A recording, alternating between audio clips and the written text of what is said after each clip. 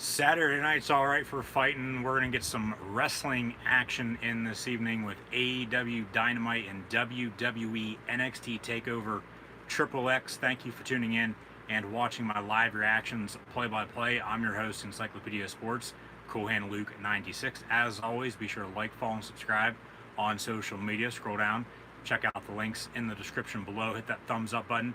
Share on social media, hashtag AEW, hashtag NXT TakeOver. Chat questions and comments along with super chats and super stickers, always greatly appreciated as well. AEW Dynamite about to begin following the NBA playoffs.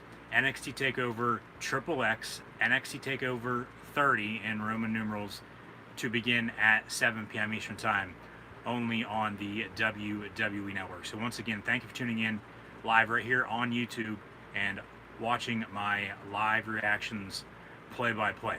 We'll begin last night as we entered the WWE Thunderdome for the very first time ever, as we kicked off WWE SummerSlam weekend with Friday Night SmackDown, as we saw Teddy Bears and Jeff Hardy win the Intercontinental Championship from AJ Styles. However, tonight, AEW Dynamite on TNT, a Saturday night edition due to the NBA playoffs. They will follow this Indiana Pacer Miami Heat game that is currently going on right now as well at the top of the hour. So AEW Dynamite at 6, TakeOver at 7. We'll be here throughout the evening along with more live reactions play tomorrow night for SummerSlam and on Monday night for WWE Monday Night Raw. Be sure to go check out my NXT TakeOver 30 and WWE SummerSlam predictions. They're live right here on the channel. Let me know in the comments below what you think, along with letting me know in the comments below who you believe will win tonight's matches. And we'll begin with AEW, since AEW Dynamite begins at 6 p.m. following this NBA playoff game in the NBA bubble in Orlando. WWE also in Orlando. However, with NXT staying put in Orlando at Full Sail University, TakeOver will in fact culminate from Full Sail Live this evening. I have a feeling a lot of professional wrestling fans are going to be disappointed that it is not in fact inside the WWE Thunderdome, but the Thunderdome at this point in time is only for Monday Night Raw, Friday Night SmackDown, and WWE pay-per-views. However, it is still a NXT TakeOver event that will absolutely steal the show. We are still head-to-head technically with AEW and NXT this evening. However, AEW Dynamite still just a regular TV. We're 2 weeks out from All Out on Saturday, September the 5th, where we'll see Jon Moxley defend his AEW World Heavyweight Championship against Maxwell Jacob Friedman. MJF. Moxley actually will speak this evening. They announced earlier this afternoon on Dynamite this evening. We'll find out and see what he has to say before his championship defense in 2 weeks' time, once again at All Out versus MJF. But NXT, it's still NXT, as mentioned, and we're still head-to-head. It's an AEW TV up against a NXT TakeOver pay-per-view event. So we're going to be in for a good night of professional wrestling nonetheless. But as mentioned, we'll begin with AEW due to the fact they are going to be starting at 6 compared to NXT, their normal start time at 7, which we'll see Corey Graves return to NXT to do a commentary. As it is NXT TakeOver XXX, NXT TakeOver 30 will also, throughout the evening as well, dive back into history books a little bit and go over some NXT memories and moments of mine in particular since I began watching NXT in the summer of 2015. But I have in fact gone back and watched all the TakeOver events from Arrival up until now. So going to be a good night of pro wrestling. We're coming off of a damn good week of pro wrestling in general. I thought with Monday Night Raw, the new Raw Underground, we'll get into that as well. WWE Retribution still wrecking havoc as we lead into SummerSlam. NXT was pretty damn good on Wednesday night as well, and then SmackDown last night as well with the debut of the WWE Thunderdome. Did not disappoint either. The future is bright, and it's going to be the new normal, whether we like it or not, as we will see WWE Thunderdome culminate from the Amway Center, home of the NBA's Orlando Magic, for the time being and for the foreseeable future, moving forward, at least until the end of October. But as mentioned in my predictions, I do believe they'll be there until at least the end of the 2020 calendar year, but only time will in fact tell for that. So this NBA game between the Pacers and Heat, currently in the fourth quarter. So once this wraps up, AEW Dynamite on TNT will in fact begin, and then that'll be followed by, as mentioned, WWE NXT TakeOver 30. I will have both live here with my live reactions, play-by-play, live right here on YouTube. So once again, thank you for tuning in and watching. Moving on, as mentioned, we'll begin with AEW Dynamite. Tonight, Cody will in fact defend his TNT Championship against Mr.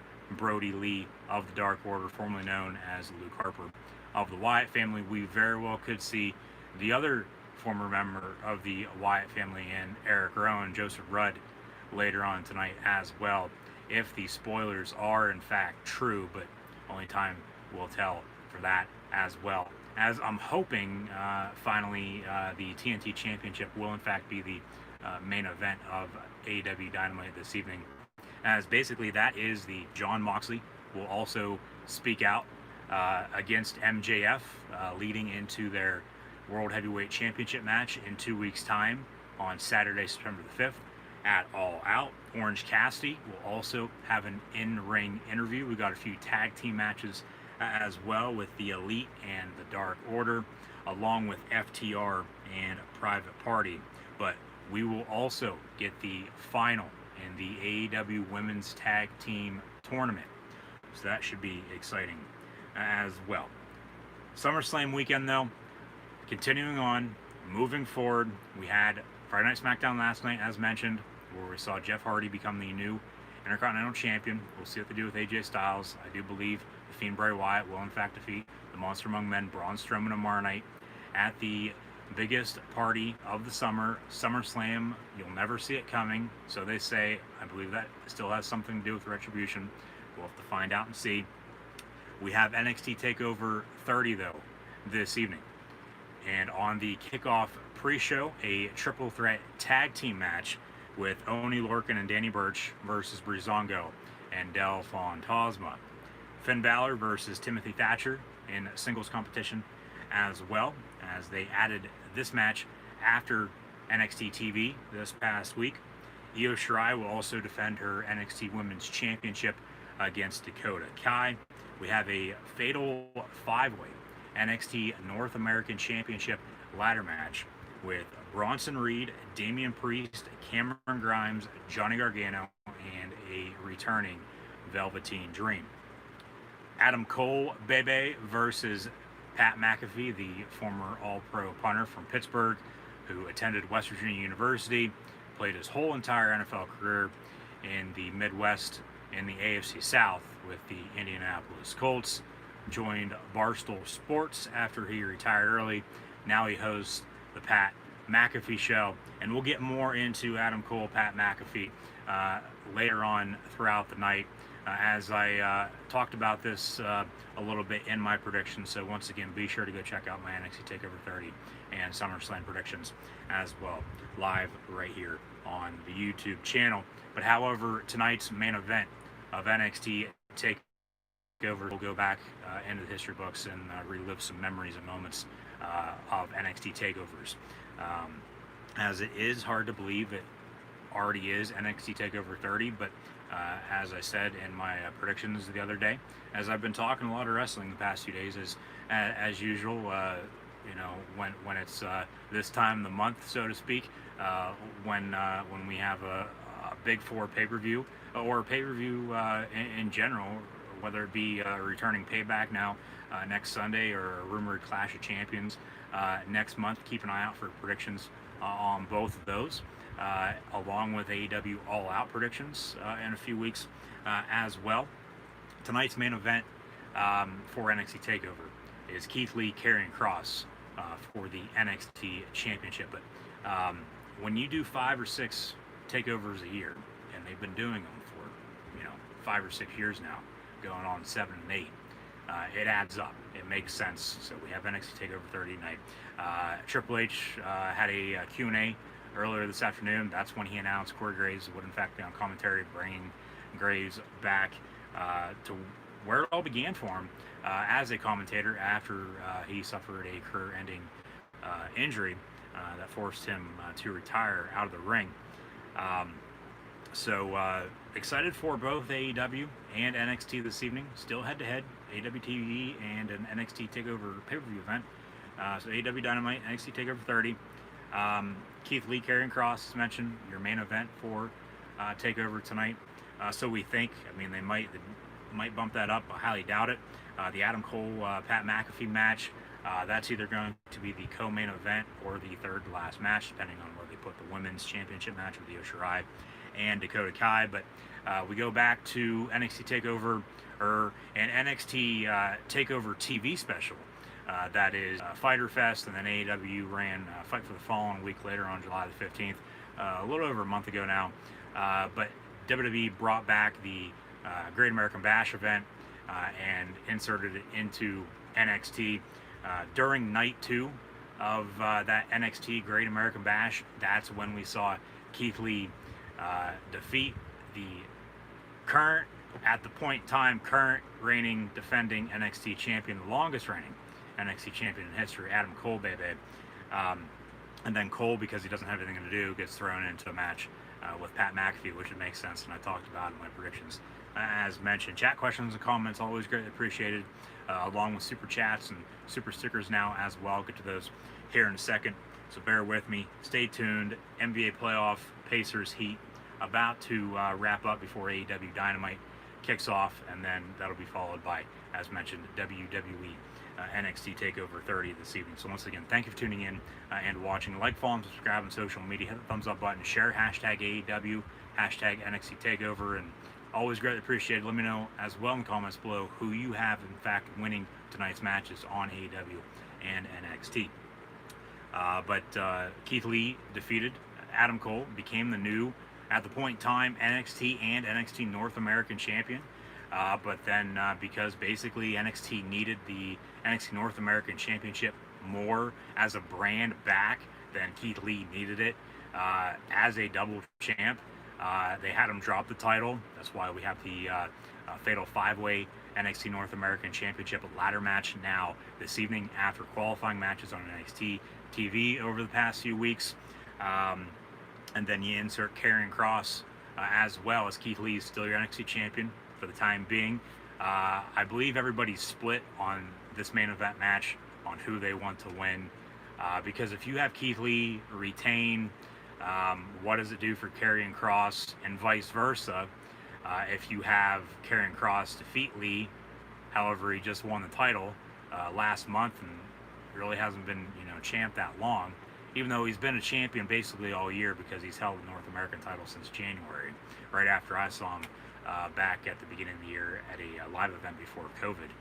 And videos from recent and all professional wrestling events that I've ever attended right here on the YouTube channel, so be sure to go check those out. But do you bring Keith Lee up to the main roster? Do you bring Karrion Kross up to the main roster? There's still a part of me that believes he could very well still be the mystery hacker, and then the mystery hacker could be the leader of Retribution. A lot of unknown, a lot to figure out. It's another very interesting time in pro wrestling, as it usually is, which just makes for good TV. If only the booking was better 9 times out of 10, okay, we wouldn't be complaining, yet at the same time we would still be complaining to the moon and back, so to speak. So we'll see what happens with Keith Lee and Karrion Kross,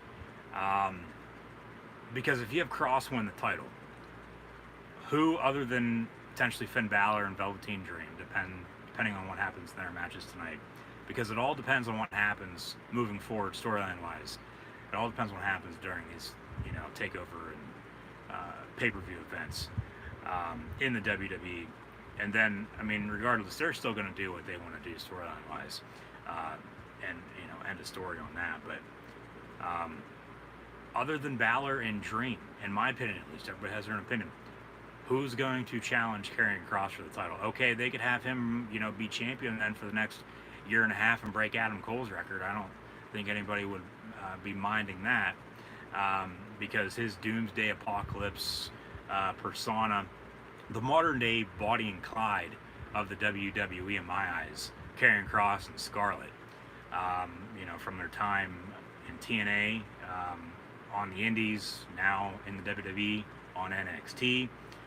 They've built him up, yes, technically taking out of Brock Lesnar's handbook, but they really haven't done a whole lot with him other than, okay, he's faced a few good talents on NXT, but then there's been a few others that have been jobbing to him on NXT. And I mean, hell, he put Dominic Dijak basically down and out, and we haven't seen him since their backstage altercation a few weeks back, if I'm not mistaken. And everybody is thinking right now Dijak is a part of Retribution, and I'm starting to think more of the same as well. I mentioned that last night because during Retribution's opening segment angle with Vince, the Fiend, and Braun Strowman, Retribution attack then afterwards, as Dynamite will be coming up next. Saturday Night Dynamite.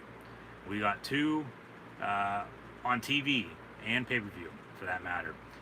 Two different pro wrestling companies putting on shows at the same time here in 2020. And normally that's not the case for Saturday nights. Yes, okay, takeovers have normally ran on Saturdays or Sundays, and WWE pay-per-views, Sunday nights. But then, you have TV throughout the week. But AEW wasn't on this past Wednesday night due to the NBA playoffs. So they moved it to Saturday. Next week, I believe they'll be on a Thursday night, if I'm not mistaken. And then potentially another Tuesday or Thursday the following week before they get back to Wednesday Night Dynamite head-to-head with NXT, I believe about a month from now.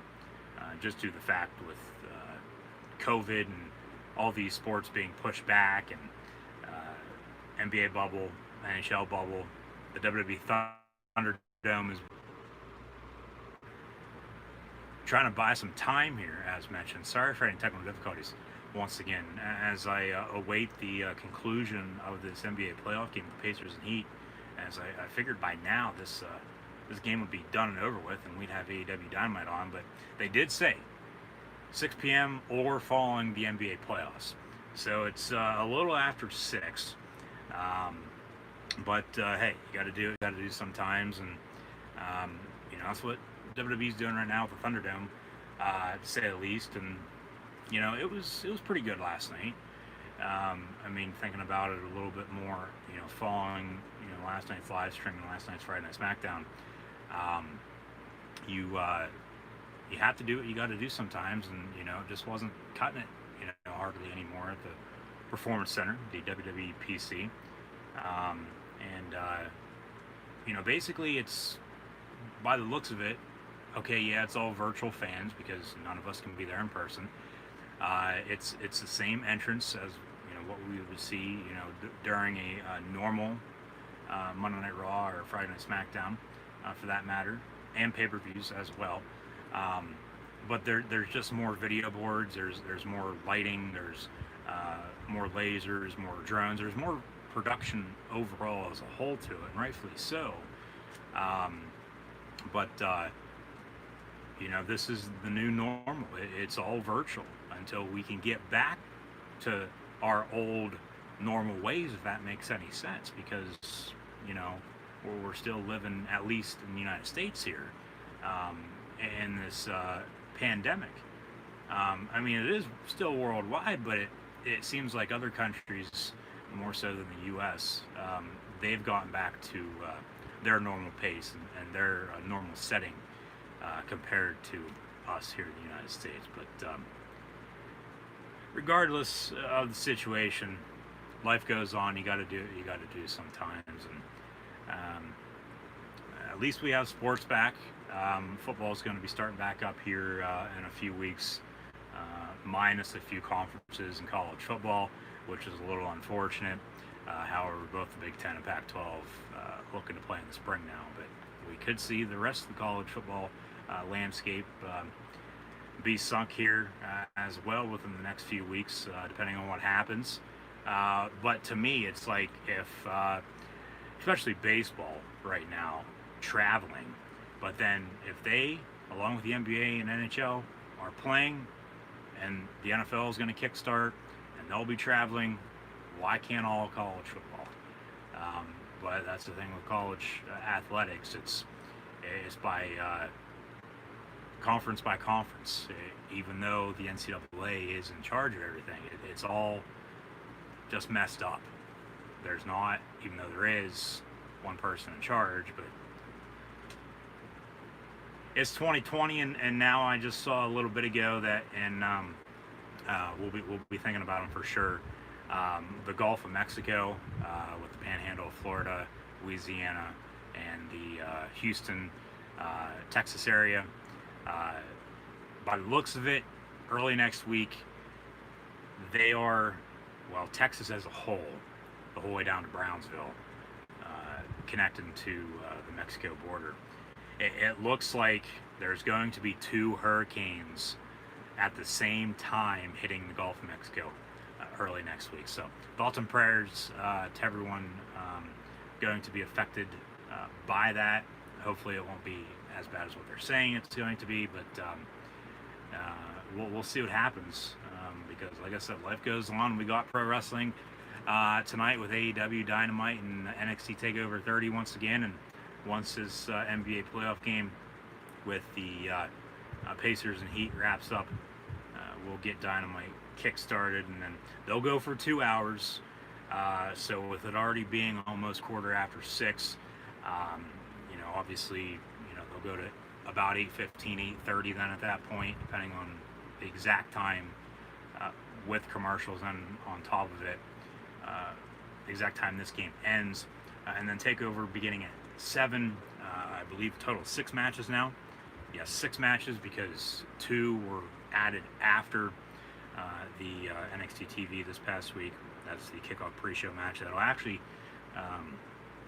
be getting underway here shortly. I should get TakeOver 30 kickoff pre-show on. I do have the WWE Network pulled up. I just don't have it up and on.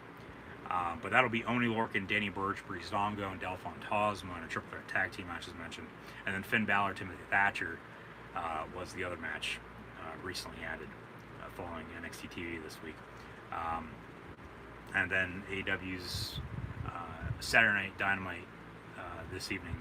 Basically everything's been announced for a week and a half since last week's Wednesday Night Dynamite of All Elite Wrestling, but they did announce, as mentioned earlier today, Jon Moxley speaking out against MJF, and then Orange Cassidy will also have an in-ring interview. But tomorrow night is SummerSlam, WWE SummerSlam 2020, tomorrow night at 7 p.m. Eastern Time as well, so it'll be live right here on YouTube then as well, so be sure to tune back in, like, follow, and subscribe as always. We do have a few more stipulations added to matches that were or have been already announced.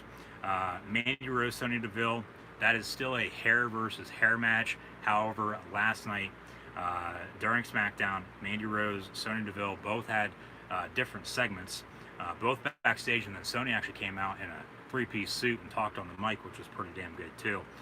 She announced that it is now a loser leaves WWE match.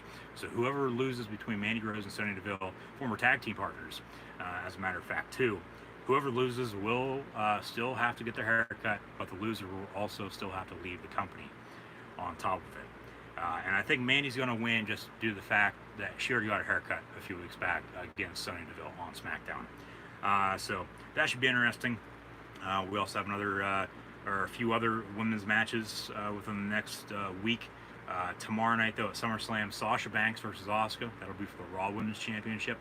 Bayley versus Asuka for the SmackDown Women's Championship, and then the tag team of Sasha and Bayley, the Boston Hug Connection, the Golden Role Models, the real role model in pro wrestling, will hopefully be on AEW this evening. That is Britt Baker, the friend of Punxsutawney Phil and real life girlfriend of Adam Cole Bebe, who is facing Pat McAfee tonight. So some double duty across a few different promotions. But they'll defend their women's tag team titles a week from tomorrow at WWE Payback, and we'll get into Payback here in a second. And I do believe Asuka's going to become a double champion tomorrow.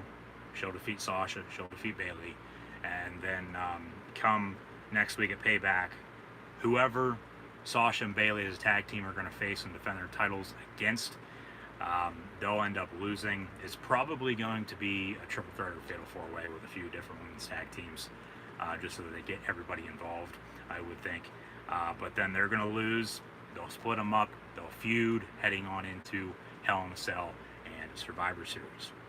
Street Profits will defend their Raw Tag Team titles as well tomorrow night at SummerSlam against Andrade and Angel Garza. We saw last night Cesaro and Shinsuke Nakamura successfully defend their SmackDown Tag Team titles against the Lucha House Party. Tomorrow night, Apollo Crews versus MVP as well for the United States Championship. We saw Jeff Hardy win the Intercontinental title last night over AJ Styles. No more phenomenal Intercontinental Champion on SmackDown. It's the charismatic Enigma's 5th title reign as your IC champ. Dominic Mysterio making his in-ring debut as well against the Messiah, Seth frickin' Rollins, in a street fight. And then the other stipulation that was just announced today, it'll now be a Falls Count Anywhere match with the Monster Among Men, Braun Strowman, and the Fiend Bray Wyatt for the WWE Universal Championship. And then also the Scottish Psychopath, the Chosen One, Drew McIntyre, will defend his WWE Championship against the Viper, the Legend Killer, Randy Orton. I believe Retribution's going to make themselves known once more, and then also reveal who the hell they actually are to close out SummerSlam, leading into the Fallout Monday Night Raw of SummerSlam on Monday night. We'll also have live reactions before we hop on into Payback a week from tomorrow. At Payback, as mentioned, so far it is just Bayley and Sasha defending the women's tag team titles. However, I talked about it the other night, it's going to be King Corbin and Matt Riddle in singles. It'll be a rematch, I'm thinking, with AJ Styles and Jeff Hardy, just so that they can end all the champions, as mentioned, can face potentially the winner, Corbin Riddle, maybe Big E, maybe Sheamus again. We'll see. There's a few superstars on SmackDown that could very well vie for that Intercontinental Championship. But then I also believe we'll get another rematch with Cesaro and, well, actually not a rematch, but just another title defense with Cesaro and Shinsuke Nakamura defending their SmackDown Tag Team Championships, along with a few superstars not featured on SummerSlam tomorrow. We'll have to see about that. And then, more so than not, a lot of rematches from SummerSlam tomorrow will, in fact, be taking place next week at WWE Payback, as it makes a return for the first time since 2017.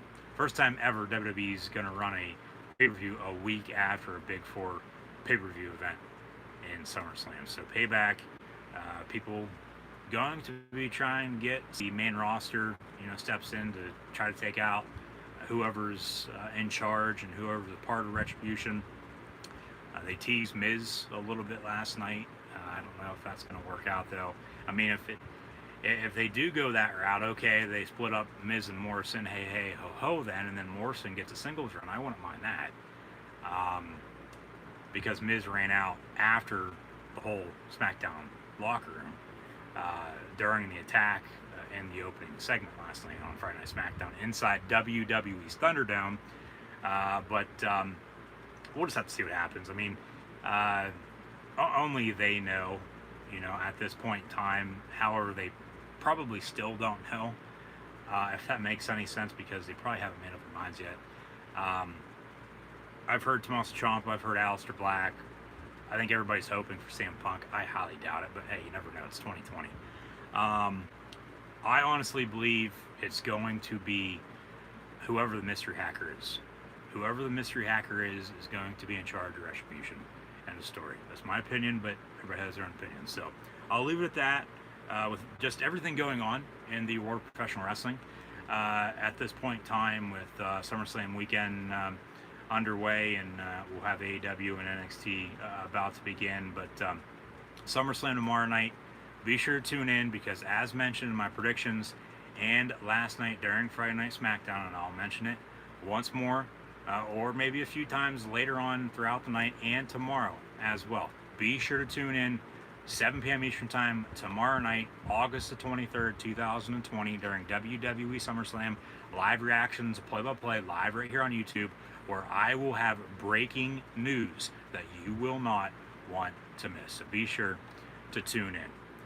Pacers Heat NBA playoffs. This game is about finished, and since I have the WWE Network already pulled up, we'll put on the NXT TakeOver 30 kickoff pre-show before we get into the actual main card for NXT TakeOver 30 this evening. So,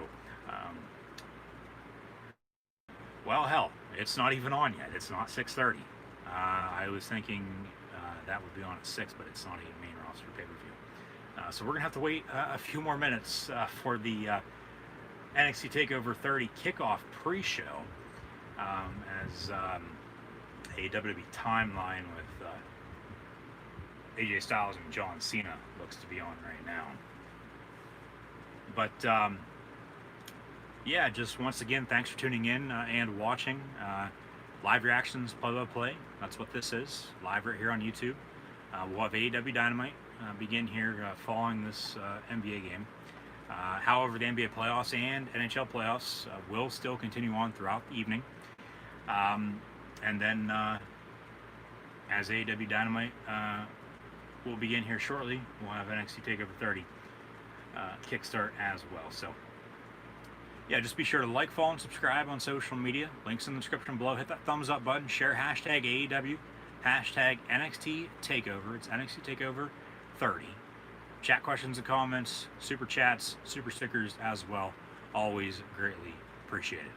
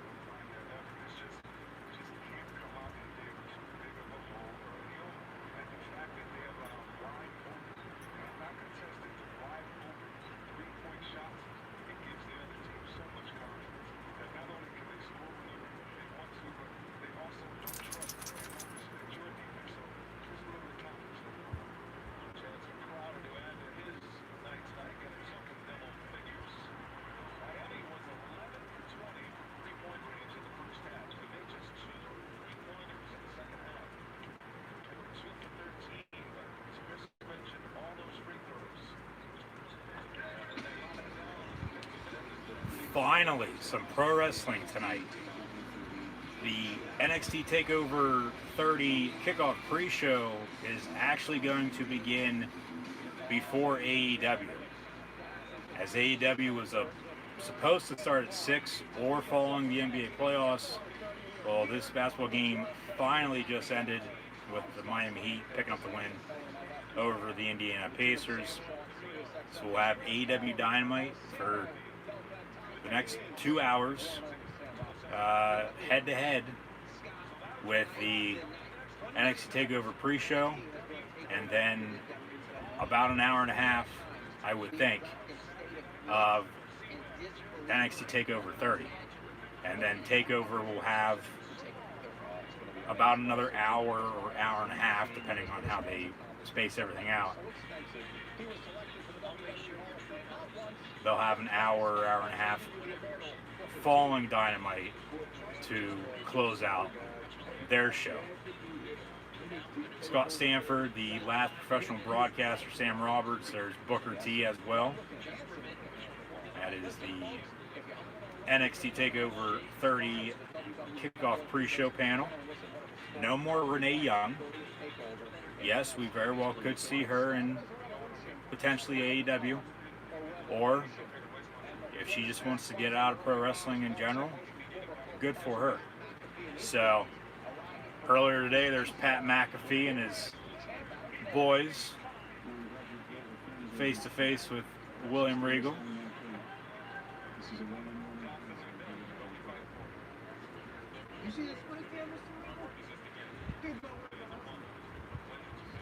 This is one-on-one. It's not Adam Cole and the Undisputed Era versus Pat McAfee, AJ Hawk, and a few other friends of Mr. McAfee. So they'll all get involved one way or another. But it's just a matter of how and when. As they preview some matches here, Adam Cole, Pat McAfee, Finn Balor, Timothy Thatcher. Those are your two regular single matches. few other single matches. Io Shirai, Dakota Kai, that's for the NXT Women's Championship. We have Keith Lee, Karrion Kross for the NXT Championship. A triple threat tag team match coming up next on the kickoff pre-show, along with the Fatal 5-Way NXT North American Championship ladder match. Now back to the NXT Great American Bash, July the 1st and 8th last month, where we saw Keith Lee become NXT champion, defeating Adam Cole as mentioned earlier. It was a winner take all, because Cole is your NXT champion, Keith Lee was your NXT North American champion. So Keith Lee won both titles, and now defending tonight against Karrion Kross.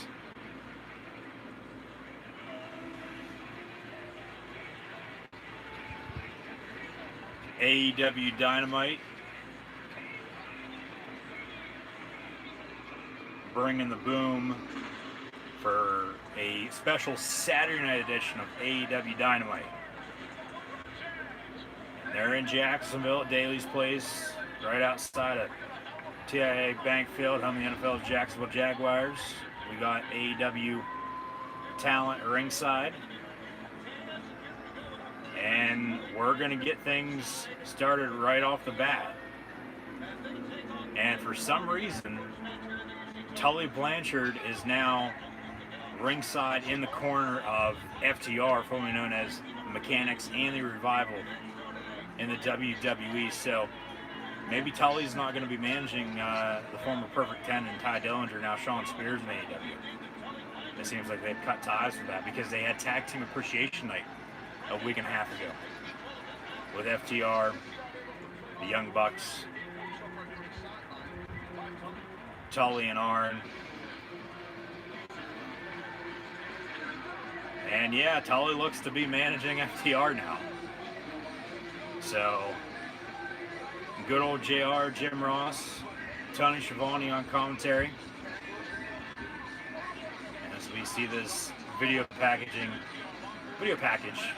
highlighting Keith Lee Karrion Kross for the NXT Championship later on tonight in the main event. But it's FTR and Private Party kicking things off on AEW Dynamite this evening.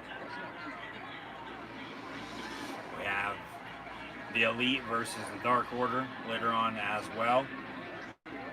Double drop kick from Private Party to F the rest, FTR.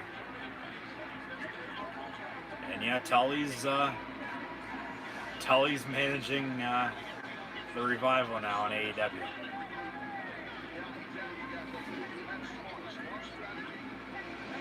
Sean Spears needs inserted into the TNT Championship picture now.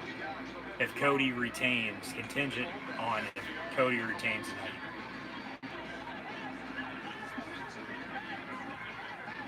Metallica hyping us up as they have the official theme for TakeOver this evening, but then also for this video package once again, highlighting Keith Lee, Karrion Kross. There's the fireball that they made look good for TV. You could tell Scarlett, as she slid it in, it's flat as can be, flat as a pancake.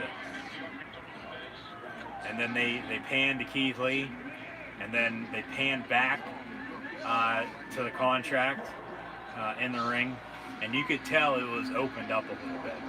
So they had somebody standing there, it might have been Scarlett for that matter, slide something in, and then the fireball right to the face of Keith Lee before their NXT Championship main event match tonight. TakeOver 30. Karrion Kross. Keith Lee. Keith Lee defending for the first time ever. Actually, take that back. He did defend against Dijak. Going back to that with Kross and Dijak.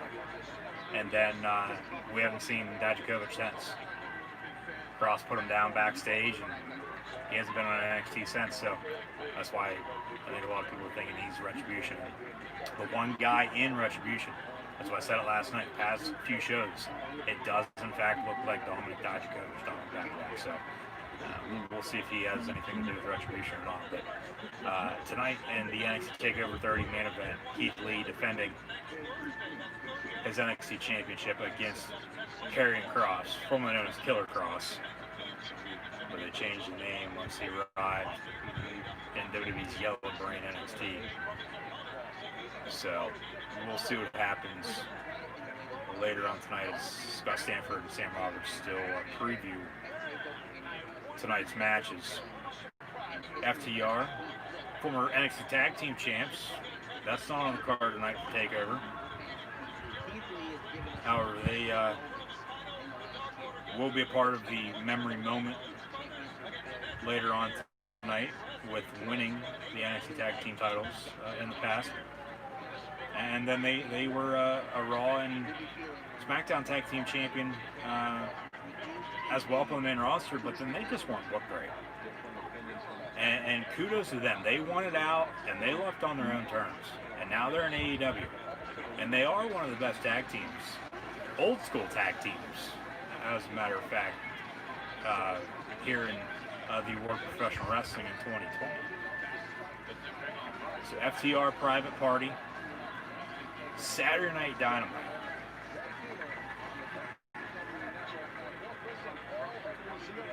AEW Wrestling, All Elite Wrestling, Saturday Night Dynamite. Like I said, they'll be on Thursday night, I believe, next week, and then a Tuesday or Thursday the following week before they get back on Wednesdays. And actually, I believe it's next week, as we see FTR on the ring apron. Aubrey Edwards, your official referee, is not paying attention. FTR with the distraction, but a tag made.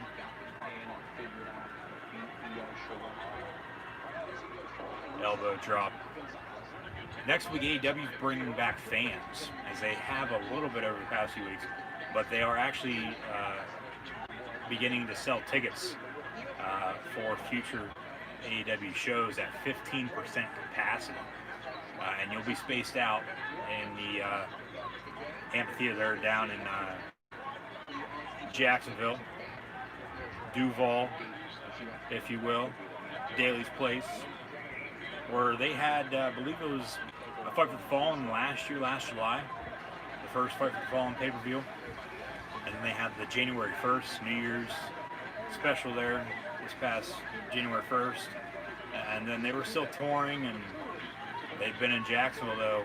Actually, they were in Atlanta at QT Marshall's gym, and then they moved to Jacksonville, and obviously no fans in attendance by any means. Talent and friends and family that were ringside. They've been in Jacksonville ever since for the past few months, and WWE was at the Performance Center, the WWE PC, down the road in Orlando, and they've since moved now to the Amway Center for WWE Thunderdome stuff.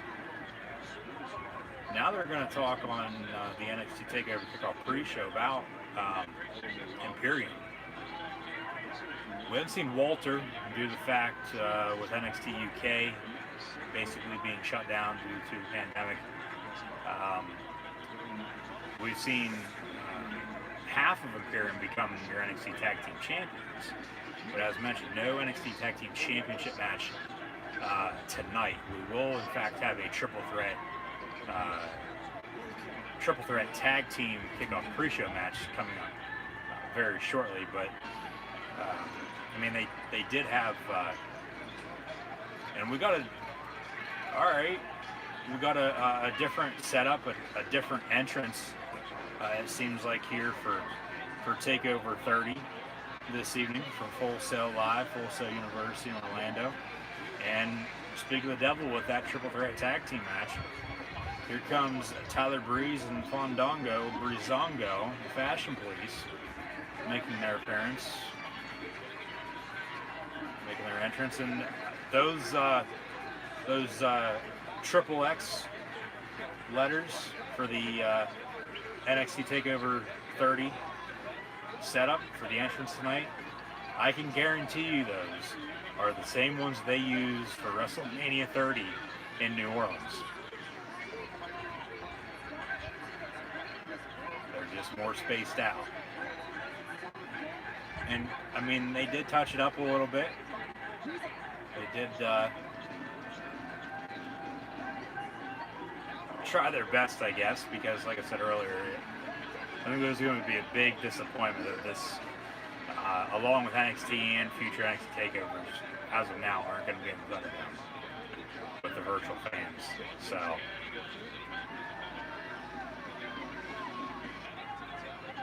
I mean, they do have some more people ringside, it looks like, along with in the crowd, as Oni Lorcan and Danny Burch make their entrance.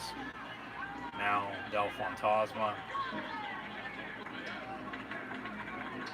So we'll have double the tag team action now on both AEW and NXT.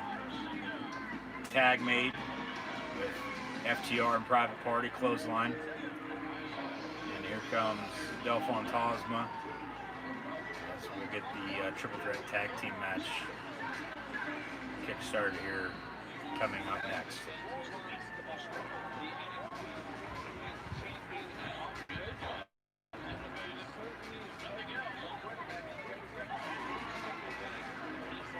And recently as well, NXT actually made a switch on the commentary side of things. As mentioned, yes, Corey Graves will be on tonight. But it was Morrow, it was Nigel, and then they brought in Beth Phoenix. But however, they released Nigel McGuinness, which they never should have done. Never should have done. And then it was Morrow and Tom Phillips, along with Beth Phoenix. And now Tom Phillips back to Raw, as he was doing Raw and NXT at the same time there for quite a while once again. They have Vic Joseph return, who left the company to go work for the Cleveland Cavaliers in the NBA. But then, season on hiatus due to the pandemic, they bring him back, and he's been back on commentary for a few weeks now, I believe.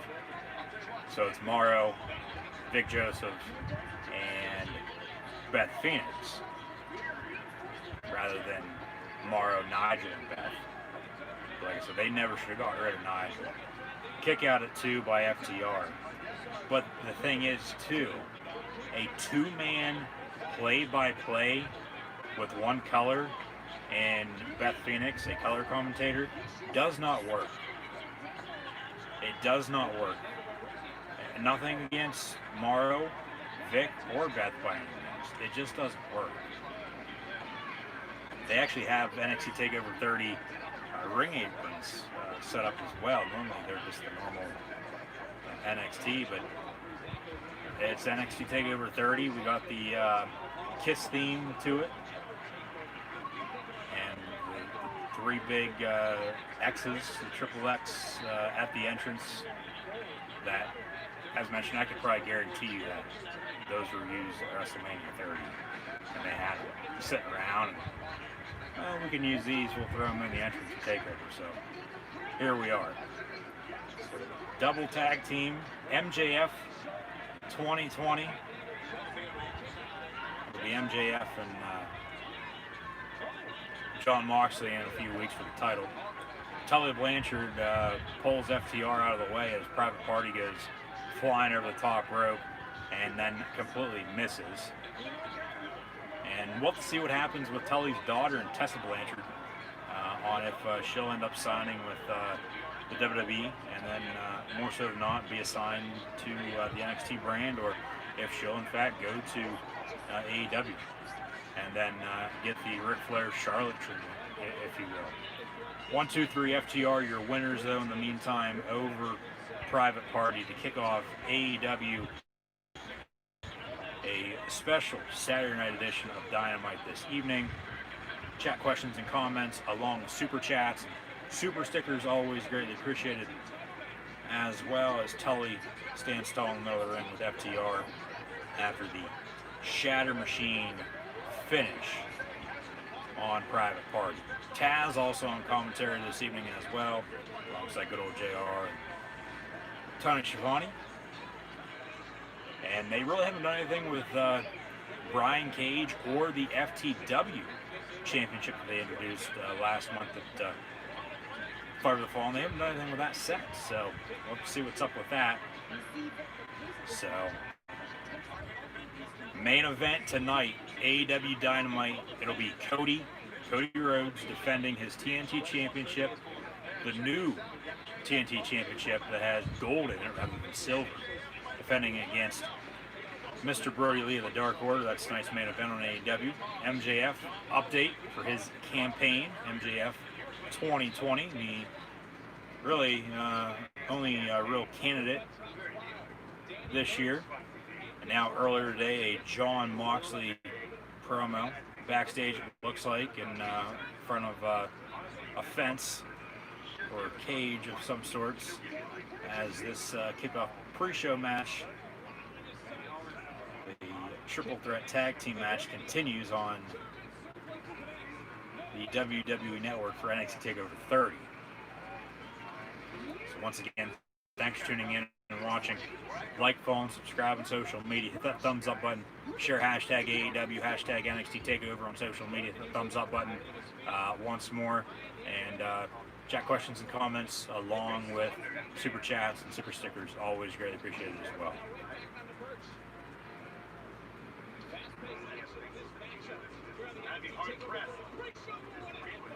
Moxley's held the AEW World Heavyweight title since Revolution back on Leap Day for this leap year in 2020. Maybe that's why everything's messed up.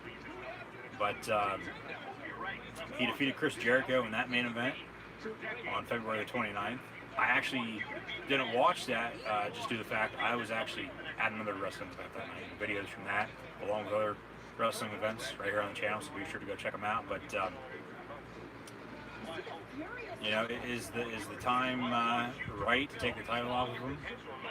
Yes. No. MJF. Yeah, his time's, so to speak, John Cena now. And that's the thing with Braun Strowman and Bray Wyatt. If you don't take the title off of Braun now, when and who are you going to have take the title off? So, Moxley will probably retain in 2 weeks. I really haven't thought about that a whole lot yet, but as mentioned, just keep an eye out for my AEW All Out predictions in a few weeks before the pay-per-view in 2 weeks' time. I thought MJF was a candidate, a contender to challenge Cody for the TNT title, just with their history. And that's why I brought in Shawn Spears as well. Contingent on if Cody retains, but I think Brody Lee's going to capture that championship tonight, and rightfully so. He absolutely deserves it, because WWE, talk about the revival on FTR and the AEW landscape. He was never booked right either. He was always a part of the Wyatt family, and then, you know, okay, he got a singles run as Intercontinental Champion about 6 years ago, but other than that, he really didn't do a whole lot. They didn't do a whole lot with him, I should say. He honestly was the best in-ring performer, you know, between the three and then the four, with Bray and Rowan and Strowman once they entered, inserted the Black Sheep into it. So, Breezango with the win.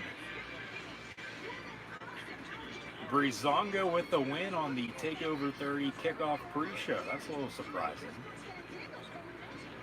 We saw a leg drop from the top rope and then a cover 1, 2, 3 before a breakup. And then a tag made here on the replay. You know, Joaquin Wilde, Raul Mendoza, Santos Escobar. That is, in fact, Fantasma. And Joaquin Wilde, actually DJ Z, if I'm not mistaken, from TNA Impact. And talk about TNA Impact as they had Slammiversary a month ago before Horror Show Extreme Rules. The Good Brothers, the Big LG, Doc Gallows, and Machine Gun Carl Anderson, Sex Ferguson, and Chad Too Bad, if you will, in Impact now. Talking Shop Mania a few weeks back, tuned in. to watch those live reactions play 3 weeks ago. Thank you for tuning in last night. Thank you for tuning in tonight. Thank you. Just be sure to tune back in tomorrow night and on Monday night for WWE SummerSlam and Monday Night Raw. AEW at a commercial break. WWE NXT TakeOver 30 also at a commercial break on the WWE Network. And we'll have the main card kick off here at the top of the hour at 7 p.m. Eastern Time. As that match that just concluded was the only match on the kickoff pre-show. So still to come, Cody, Brody Lee, that's the main event of AEW. A few tag team matches, as well as mentioned the women's tag team tournament final as well, along with Moxley speaking. I would think that was what he just did there, along with Orange Cassidy in-ring interview. As you see Timothy Thatcher warming up backstage. It's Finn Balor, Timothy Thatcher tonight at TakeOver. And then we'll also have Adam Cole, Pat McAfee, and Keith Lee, and Karrion Kross for the NXT Championship. However, a fatal 5-way NXT North American Championship ladder match with Cameron Grimes, Damian Priest, Bronson Reed, Johnny Gargano, and the Velveteen Dream. I honestly wouldn't be shocked if that kicks off the show. And now we have MJF backstage beside Wardlow, who AEW hasn't done a goddamn thing with since they signed him. At Fyter Fest, I believe it was, or the week before Fyter Fest, Wardlow faced Luchasaurus in a lumberjack match, but they haven't done anything with him since. He's basically MJF's bodyguard. He is, and it is sad. But maybe if MJF defeats Moxley in 2 weeks for the title, Wardlow turns on MJF, and there you have another new feud for the AEW World Heavyweight Championship with MJF and Wardlow. And then there's the Ronda Rousey look-alike on MJF's campaign team, trying to smile her best in the background as MJF speaks on AEW.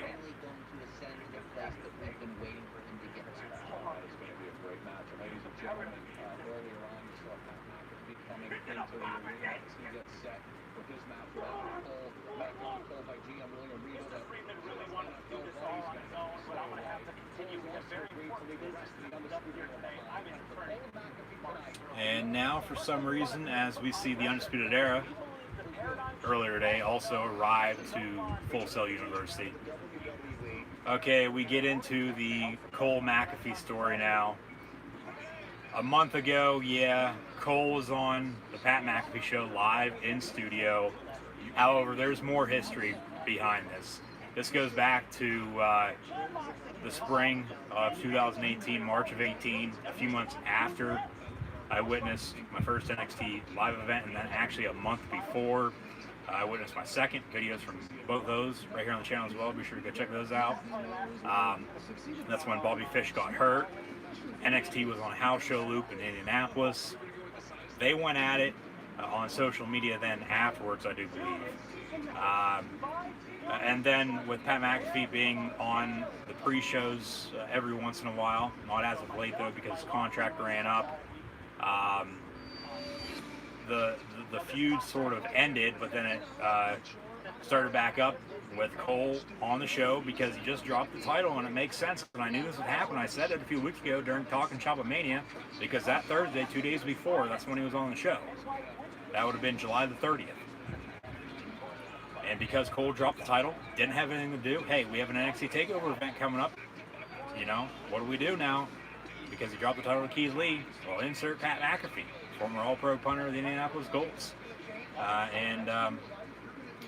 McAfee then, came to NXT, and he's been on NXT a few times. He punt kicked him in the head, but didn't even connect. They made it look like that. He kicked him in the chest, as they just showed the replay of that. So, yeah, there's some history here, but then, after Triple H was on the Pat McAfee show, and then after Triple H was on ESPN, and after they hyped it up, and of course, at that point they made it official, and it's confirmed to happen now tonight.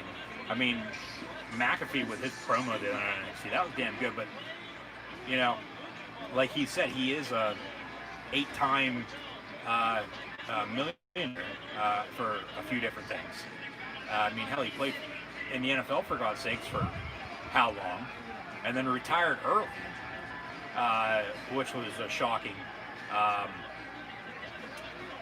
announcement, to say the least, back in 2016, I do believe. And then he joined Barstool and left there. Pat McAfee show, and we're going to see later on tonight if it's Adam Cole, Bebe, or Pat McAfee, Bebe, and then maybe Pat, even though he just got hitched, goes after Britt Baker.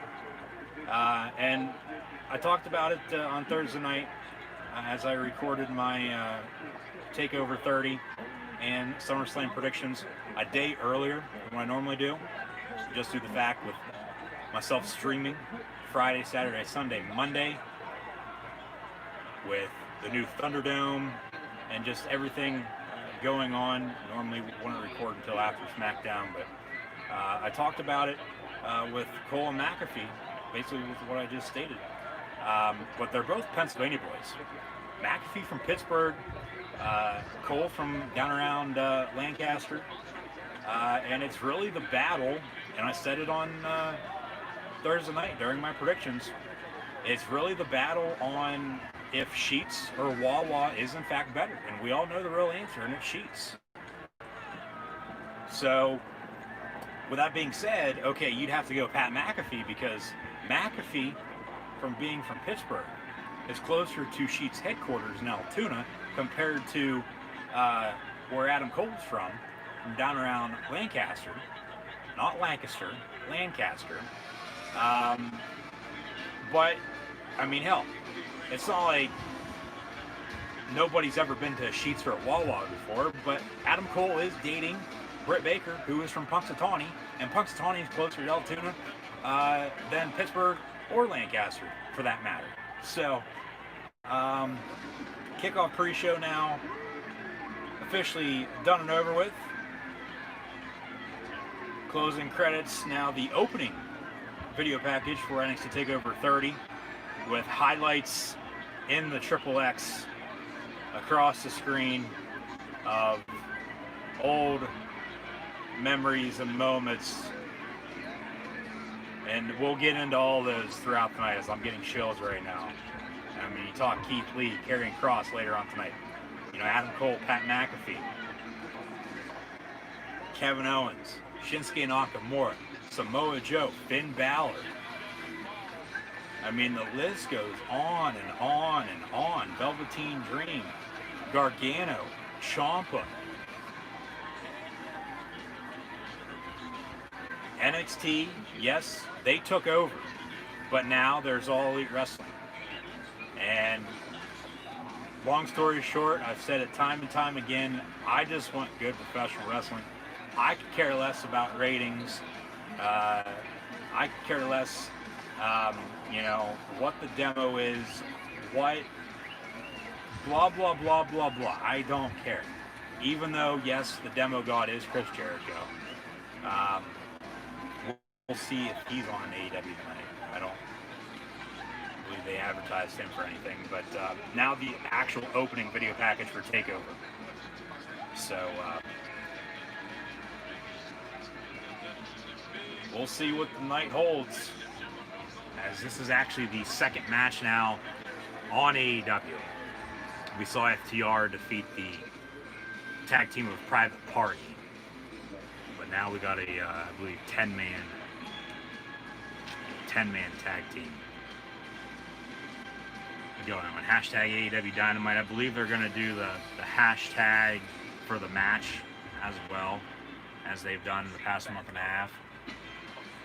But now NXT TakeOver about to begin on the WWE Network. So once again, thank you for tuning in and watching my live reactions, play-by-play. Top of the hour, 7 p.m. Eastern Time. What is going to kick off the show? We have Flames as TakeOver 30 is the Kiss theme. Welcome to NXT TakeOver. NXT, AEW.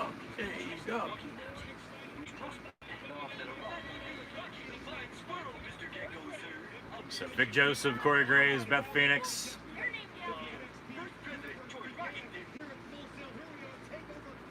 TakeOver 30, hard to believe.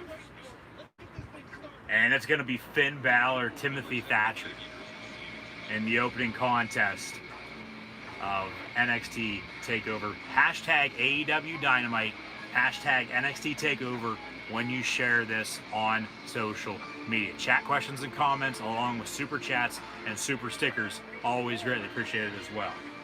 So we kick off NXT TakeOver 30 with one of NXT's best in Finn Balor, the Prince. He'll face Timothy Thatcher. This match was announced on Thursday morning, due to the fact Balor was in the main event against Velveteen Dream Wednesday night. That was the final qualifying match. Dream won. What do we do with Finn Balor now? Well, we insert him to a feud with Timothy Thatcher, who sort of cost him the match, even though there were a lot of superstars, mainly everybody in the Fatal 5-Way ladder match later on tonight, ringside. So it'll be Finn Balor, Timothy Thatcher, kicking us off for TakeOver 30. And the Demon version of Finn Balor hasn't been seen in quite some time, as he's actually been back down in NXT for almost a year now. As I remember when he came back and turned on Gargano and Ciampa in the Undisputed Era a little bit back middle of October last year. And he's been in NXT ever since. He was up on the main roster. Fiend controlled him, defeated him at SummerSlam, and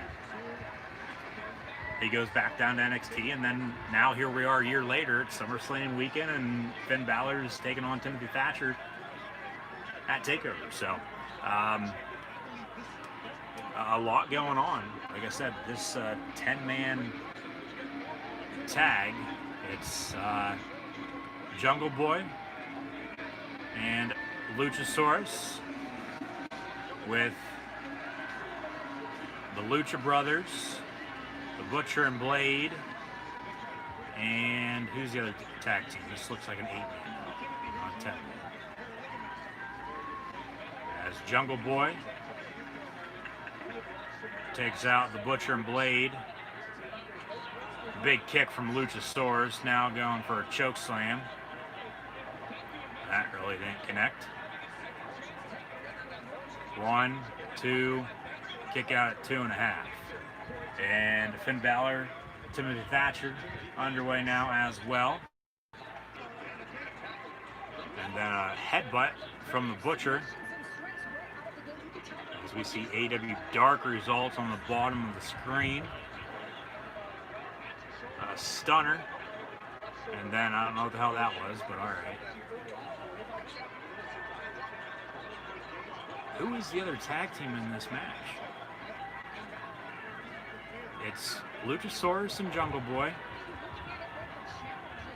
Oh, it's QT Marshall and Dustin Rhodes, Goldust. Okay.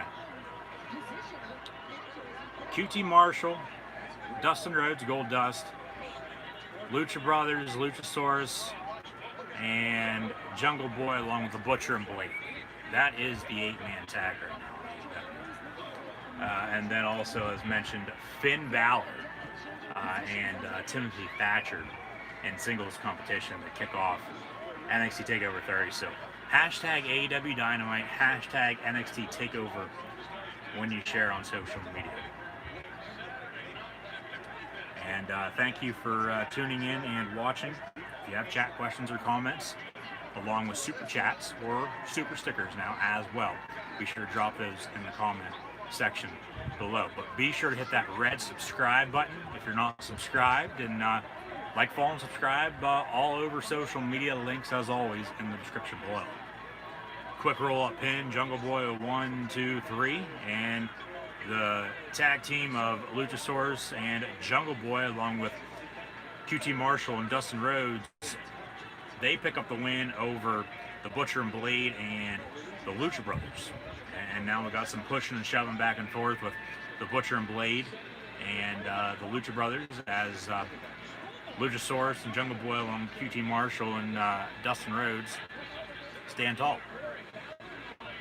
Winners of tonight's second match on AEW's Saturday Night Dynamite. And actually the second tag team match of the night as well. And okay, yeah, that was the finish. 1, 2, 3 on the quick roll up after. And here comes Freddie Kingston, all right.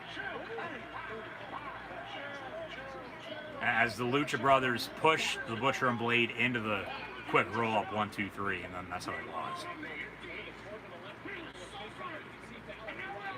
So Eddie Kingston on the mic.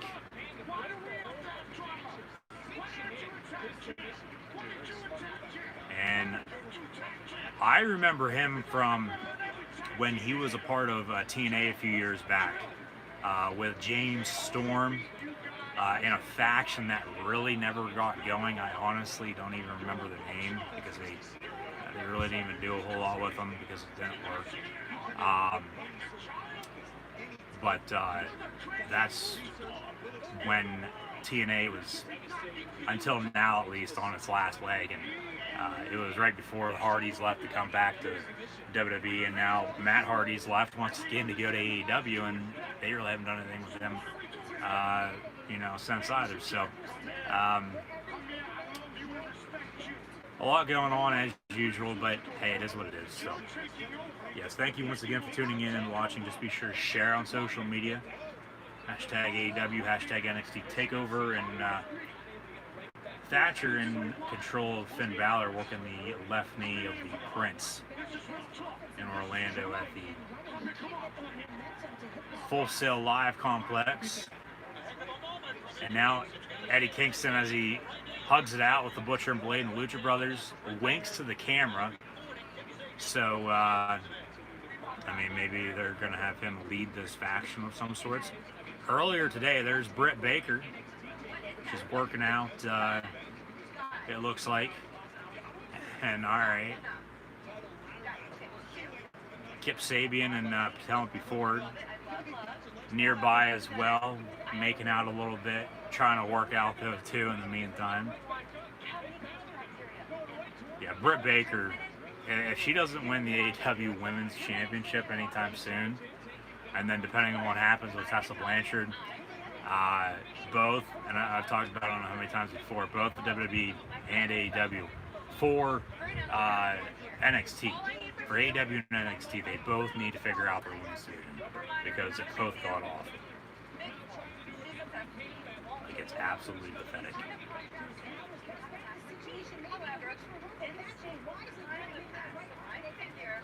Why don't we make Big Swole put her money where her big mouth is and make it right? Unfortunately, like you could win her and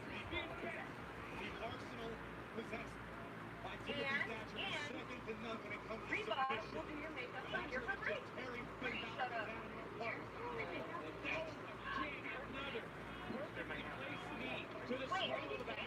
All right, so we head to a commercial break after the Britt Baker promo, I guess you could say, from a home gym, it looked like, that had Kip Sabian and Penelope Ford involved as well. So we'll see what the future holds with all of them. But right now it's Finn Balor and Timothy Thatcher on NXT.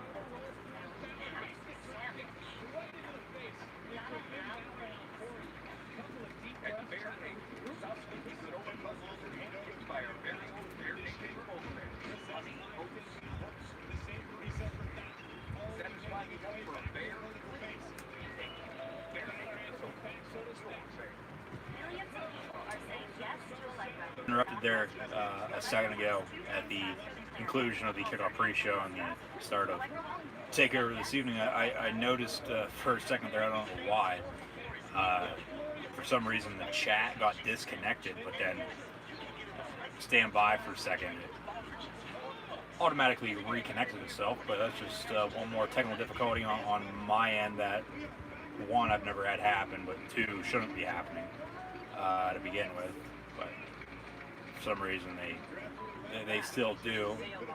And like I said last night, sorry to anyone affected by any technical difficulties. It seemed like it was doing it a lot more so than not last night, especially at the start of SmackDown, compared to usual. But it is what it is. So we'll move on. And we're also now back from commercial break on AEW. Tony Schiavone in the ring.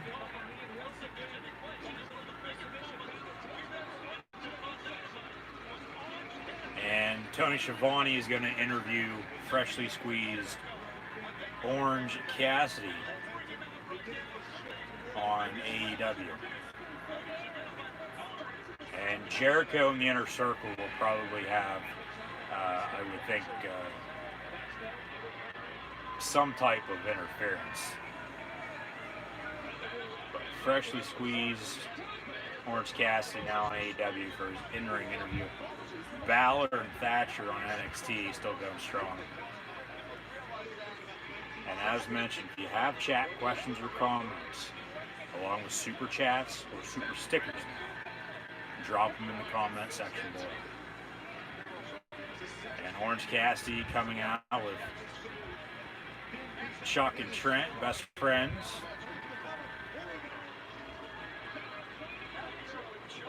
One, two, kick out by Double T, Timmy Thatcher.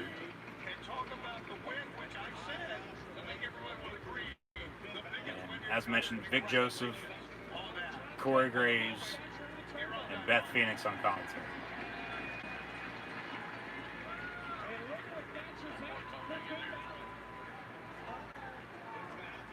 Orange Cassidy's not going to say much, because here comes Le Champion, the demo god, Chris Jericho.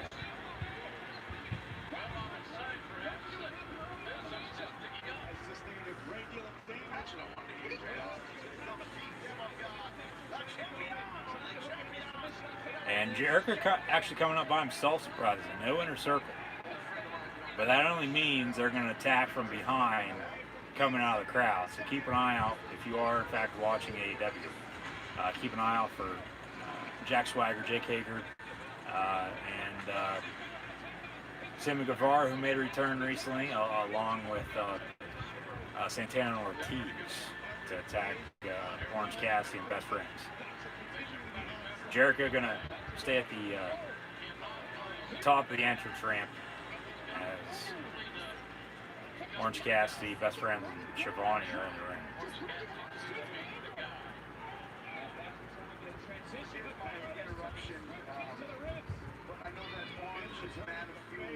Jericho seems like he's on a bender as he has a bottle of a little bit of the bubbly.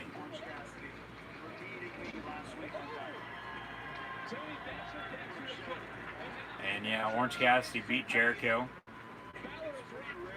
in a botched finish a week and a half ago on Dynamite.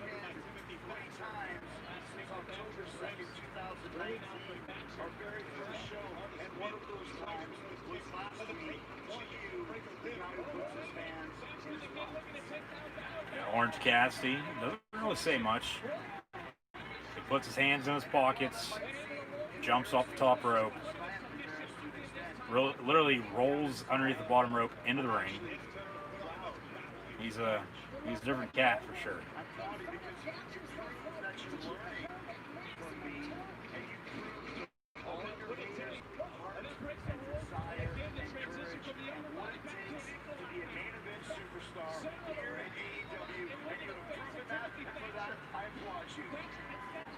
Jericho applauding what Orange Cassidy has done in AEW.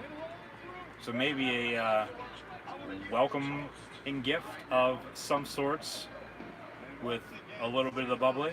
However, Jericho looks to be drinking out of it.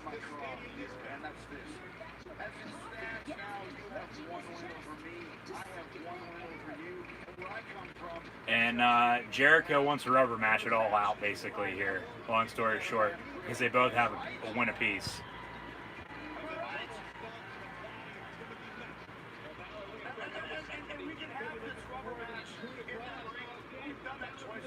What did I say?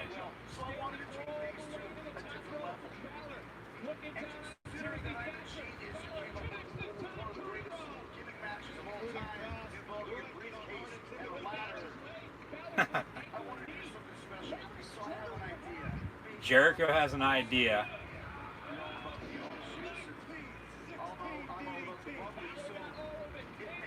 A mimosa match.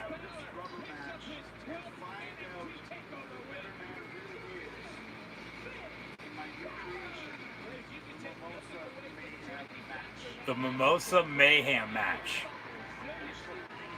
Finn Balor with the win over Thatcher in the meantime, too. Alright, hell yeah, I'll take that. That's main event of All Out right there. September the 5th. And they're doing the images in orange rather than the All Out red. A Mimosa Mayhem match. This is breaking news. 80 gallons of 100% pure orange juice. 500 cases of a little bit of the bubbly.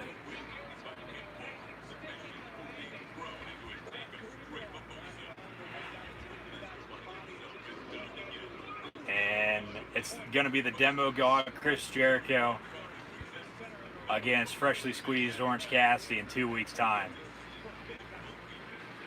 That's hilarious. Yeah. Give me that any day of the week. That's awesome. Never been seen before. It's never, ever happened before. A new creation by the champion, your demo god, Chris Jericho.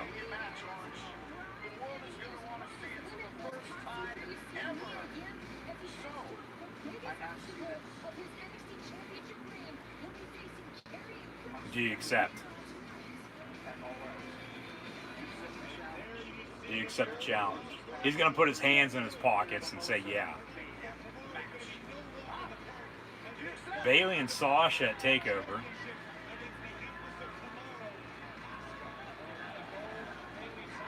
Hey, oh, okay, he gives the thumb up. He gives the thumb up of approval.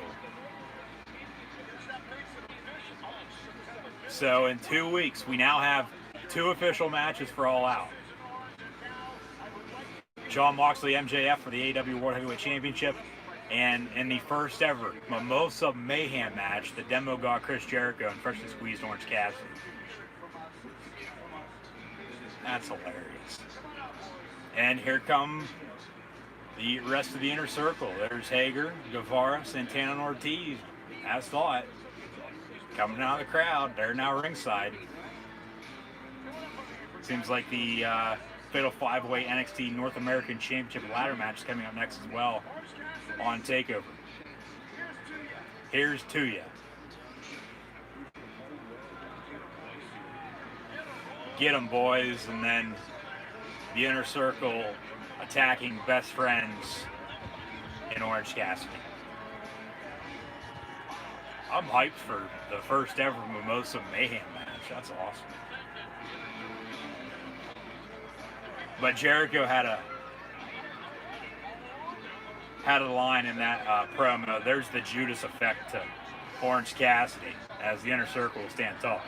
Jericho had a line in that about him creating matches with ladders and briefcases, because he did come up with the Money in the Bank for the WWE. So now maybe because, you know, he's Le Champion and a little bit of the bubbly, and we'll have alcoholic type matches. But obviously when you mix bubbly and orange juice, you're going to get a mimosa. So a Mimosa Mayhem match between Jericho and Orange Cassidy in 2 weeks at All Out, as they are dumping bottle after bottle on Orange Cassidy right now on Dynamite. So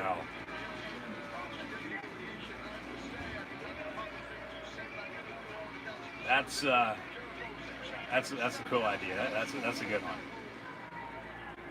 That's a cool one.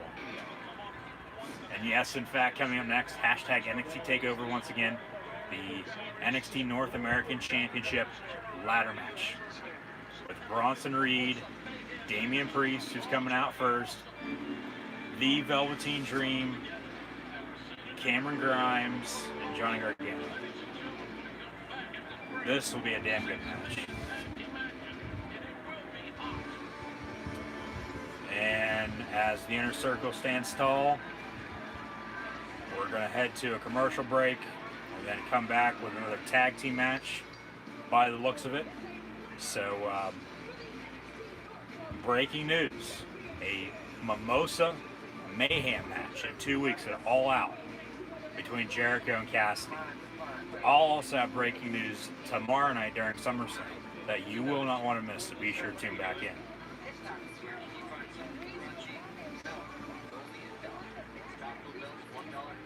Punishment Martinez, Damian Priest in the ring.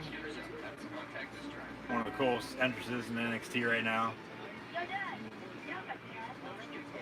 Him or Gargano will win this match.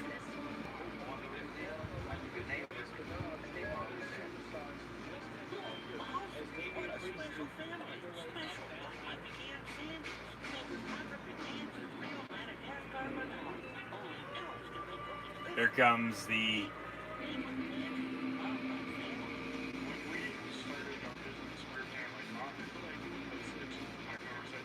husband of Candice LeRae in Johnny Gargano.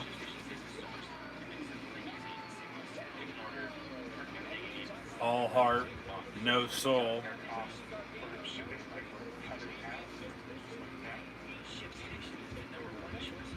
I've never liked him. I never have. I like Ciampa, but no, not with Gargano. But either Priest or Gargano's going to win this match, I do believe, because then if you have Priest win, okay, he has history with Cameron Grimes and a few others in NXT. But then if you have Ciampa stay in NXT and you have Gargano win this, then you revisit the DIY feud for the NXT North American Championship. And then potentially insert Balor and Dream and everyone else as well.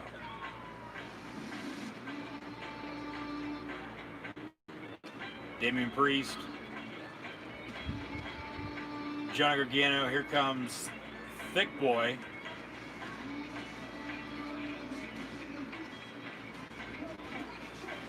Bronson Reed.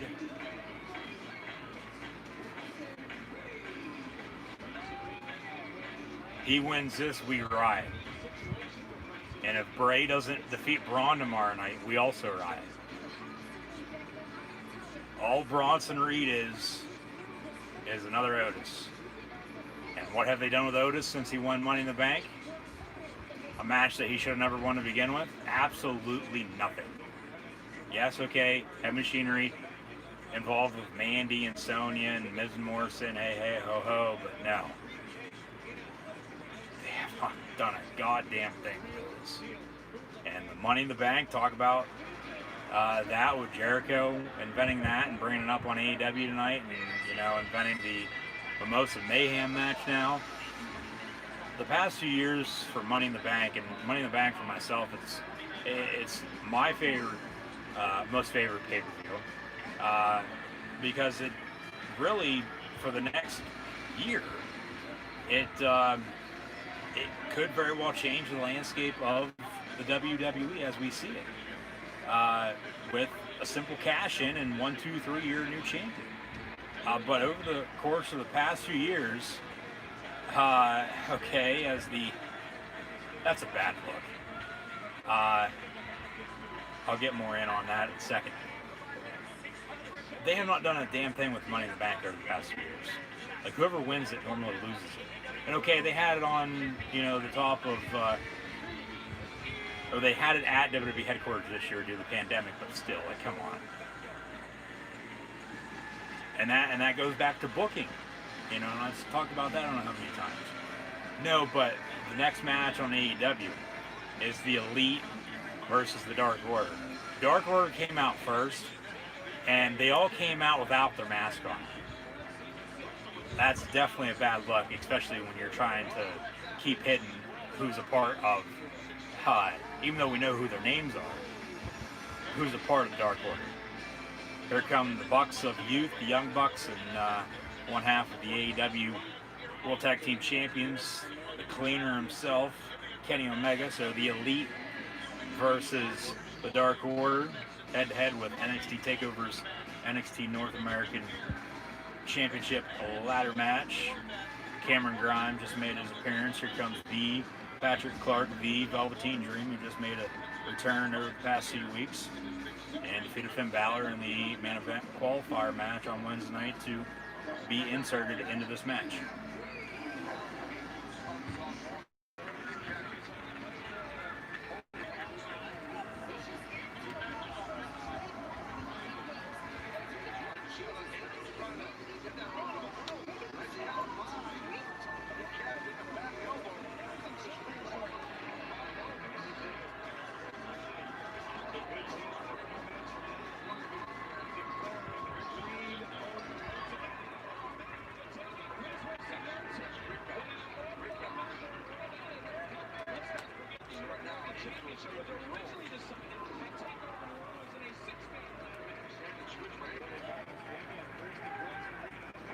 The Elite in control of the Dark Order here early on. Double drop kick from the Young Bucks. Another double drop kick from the Young Bucks. The Elite's for sure going to win this match. However, with this NXT North American Championship ladder match, we'll have to find out and see. Velveteen Dream pushes Bronson Reed and Damian Priest in the corner. Gargano rolls through Dream and then a famouser from Dream to Gargano. Only way to win this match is to climb the ladder, and DDT from Velveteen Dream and Damian Priest as well. Super kicks to Bronson Reed and Cameron Grimes. Only way to win this match is to climb the ladder and grab the title. So Jericho with another shot there with tonight's ladder match as well. But he was talking about Money in the Bank, with him actually, yes, creating the Money in the Bank gimmick for the WWE. Chat questions and comments, super chats, super stickers, always greatly appreciated. There's a mini belt, or a mini ladder, excuse me. That's for Hornswoggle.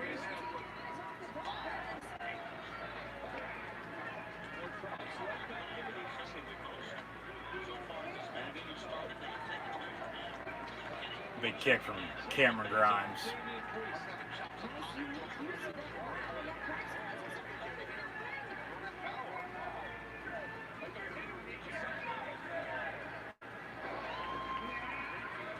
Omega off the middle rope. And then Dark Order with a low blow, it looked like. And now the Dark Order with a steel chair and a kick right to the chair on the side of the head of Kenny Omega. That should be a disqualification. But yet the match continues. Like, come on. Bronson Reed throwing Damian Priest all over the ring. This is for the vacant NXT North American Championship due to the fact that after Keith Lee defeated Adam Cole and was a double champion, your first ever NXT and NXT North American champion at the same time, he dropped the title because they needed it more than he did. And we've had the qualifying matches, and now we have the ladder match tonight. So whoever wins will become the new NXT North American champion. Now we have double ladders beside each other in the ring. Cameron Grimes in the middle of both, doing a split now in the middle of the ring, and then Bronson Reed underneath him as he tries to grab the championship, and then Priest and Dream, a double, well, actually, Bronson Reed moved out of the way, but there's going to be a double clothesline with the ladders to Bronson Reed. He did something to Grimes as well that didn't even connect. Cameron Grimes gets taken out from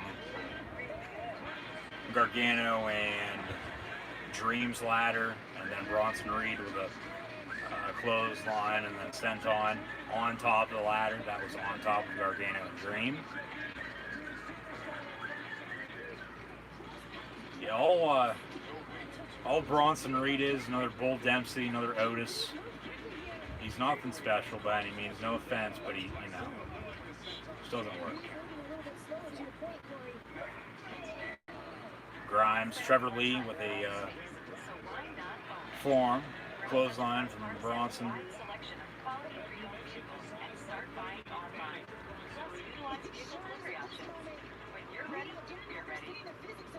Gargano climbing the ladder. Nope.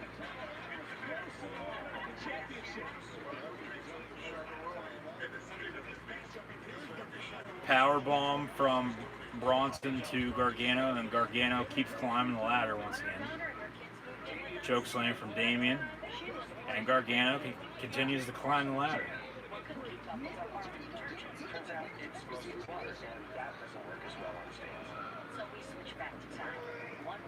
Gonna go for a, okay. We saw a suplex and then a chop block, now a double super kick. It was gonna be a chokeslam powerbomb, but then all that happened. Now Gargano trying to tell everybody else what the hell to do as he climbs the ladder once again.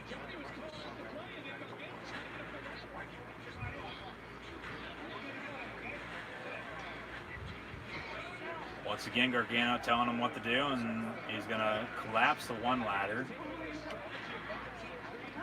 And then into Damian Priest, Dream with the other ladder into Bronson. Cameron Grimes ringside looking to get another ladder. Like, we need 10,000 ladders in a 5-person match.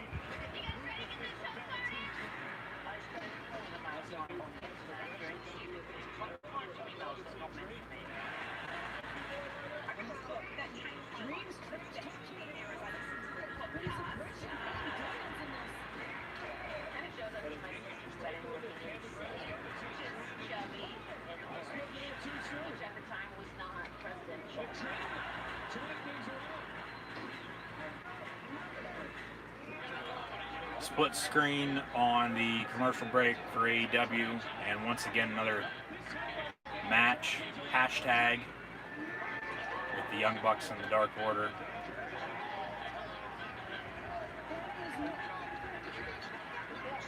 Damian Priest into the corner on top of a ladder that's in Gargano and Dream's way as well. Now here Bronson Reed from behind to Cameron Grimes.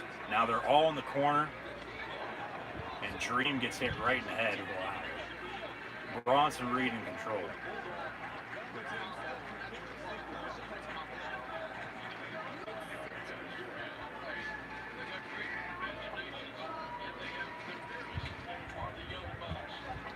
This is awesome chance. Omega and the Elite in full control. They're going to win this.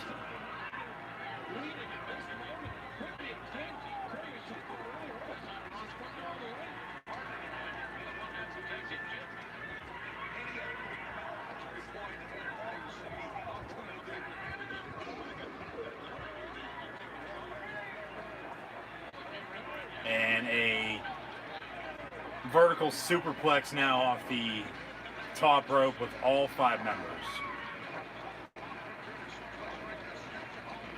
in this NXT North American Championship match. And thank you for your kind words. Always greatly appreciated. As we have AEW and NXT both currently going on, so thank you for tuning in and watching. Gargano setting up another ladder. And then a drop kick from Johnny to Bronson. Cameron Grimes now going to try to climb the ladder. Damian Priest gets involved. Then a Samoan drop, it looked like, from Bronson Reed to Johnny Gargano. And now here comes Damian Priest climbing the ladder, grabbing the championship, but here comes Velveteen Dream from behind. A right hand from Dream. And honestly, like I said in my predictions, I'm not going to be shocked if Dream wins this, especially with everything that has been going on with him as of late. Just because if he does win, that's WWE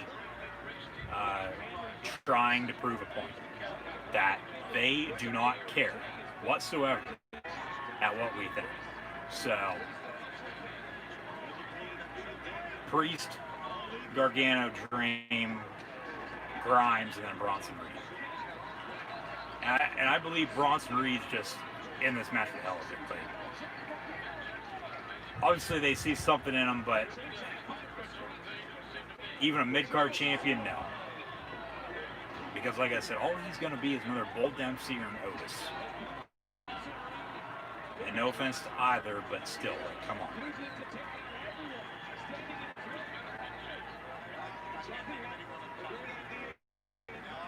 Follow and subscribe on social media. Links in the description below. Hit the thumbs up button. Share hashtag AEW, hashtag NXT TakeOver on social media. And Dream just threw a ladder at the plexiglass. That's actually gone now for Monday Night Raw and SmackDown. So that's a good thing. We don't have that anymore, but we still have for NXT. In the meantime, the Elite victorious over the Dark Order. Bell rings there. But here comes Omega with a steel chair now. And he's going to do some damage to the Dark Order here, it looks like.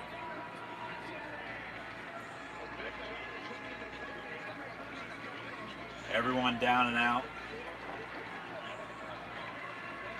in this Fatal 5-Way. NXT North American Championship ladder match.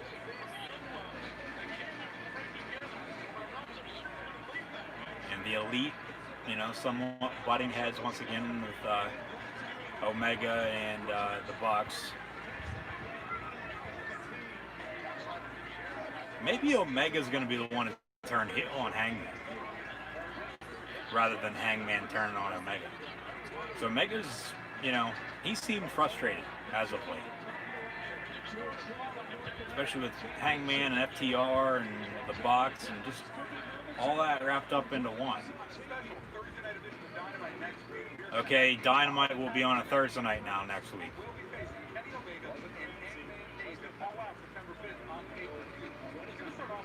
All right.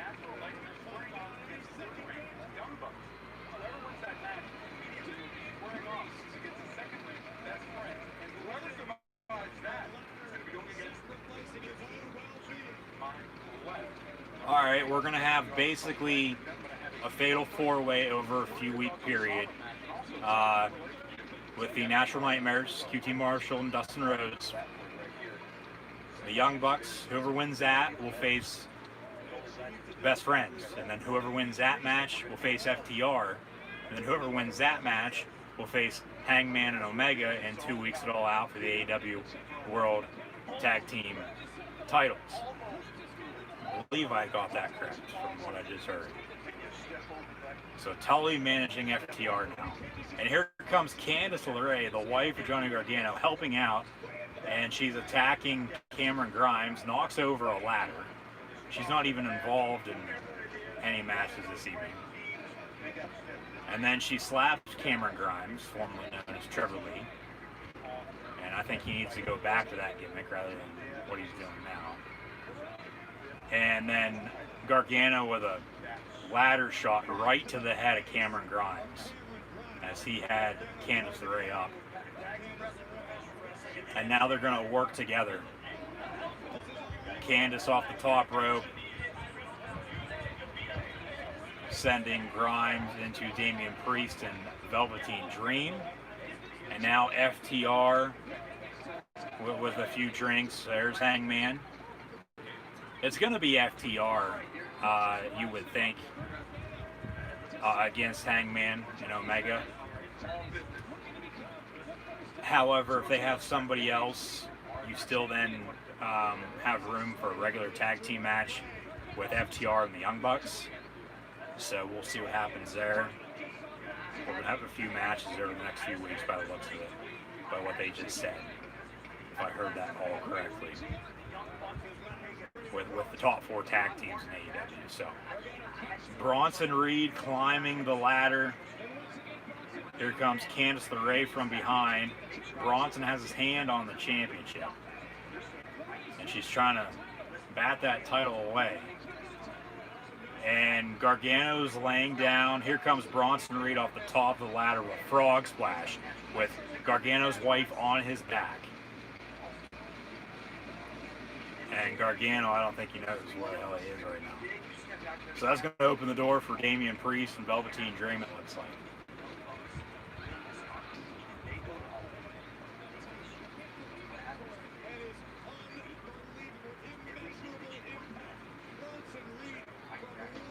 Bronson Reed on that replay. A frog splash from the top of the ladder. Mamma mia, this is awesome.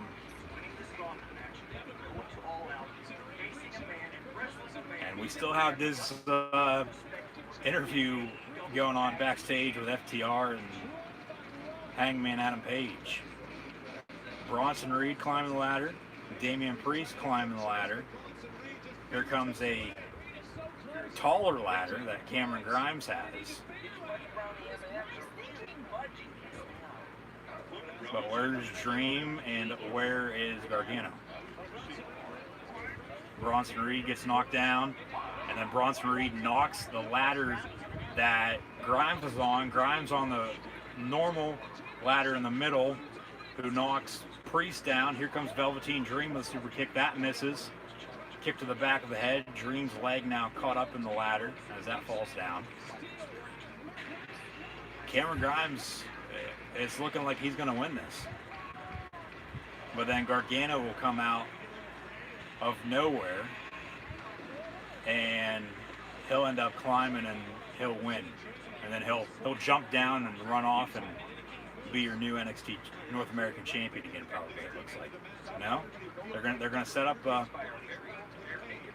there's a ladder connected to the ladder stood up, and that ladder that's connected is on the middle rope. So we're gonna have a big spot, an elbow drop potentially from Dream off the top rope through Cameron Grimes on the ladder. And the tall ladder that got knocked down, it seems like it's a little crooked now, but actually Dream's going to jump off of that. He's going to hit an elbow drop off of that. Well, hell, you might as well grab the damn title while you're up there. And he sees that, and now he's trying to, but Damian Priest is on the other side and with a clap right to the face. Down goes Velveteen Dream.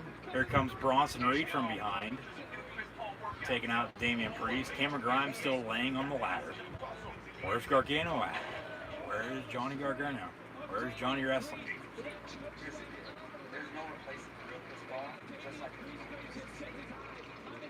Here comes Grimes, misses with a drop kick. And now Grimes gonna climb the ladder.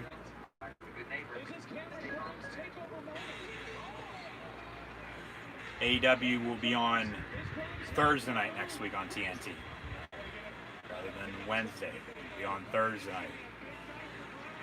So eventually, over the course of time, they need to have a Dynamite on every night of the week. Gargano climbing the ladder now, and a power bomb to Grimes through the ladder that completely misses. Darby Allin going to be in action, though, coming up next on AEW as well.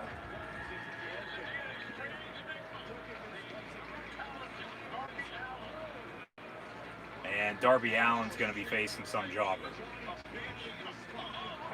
Darby Allin with a drop kick right off the bat. That looks like that Leon Ruff that was in the WWE for quite some time.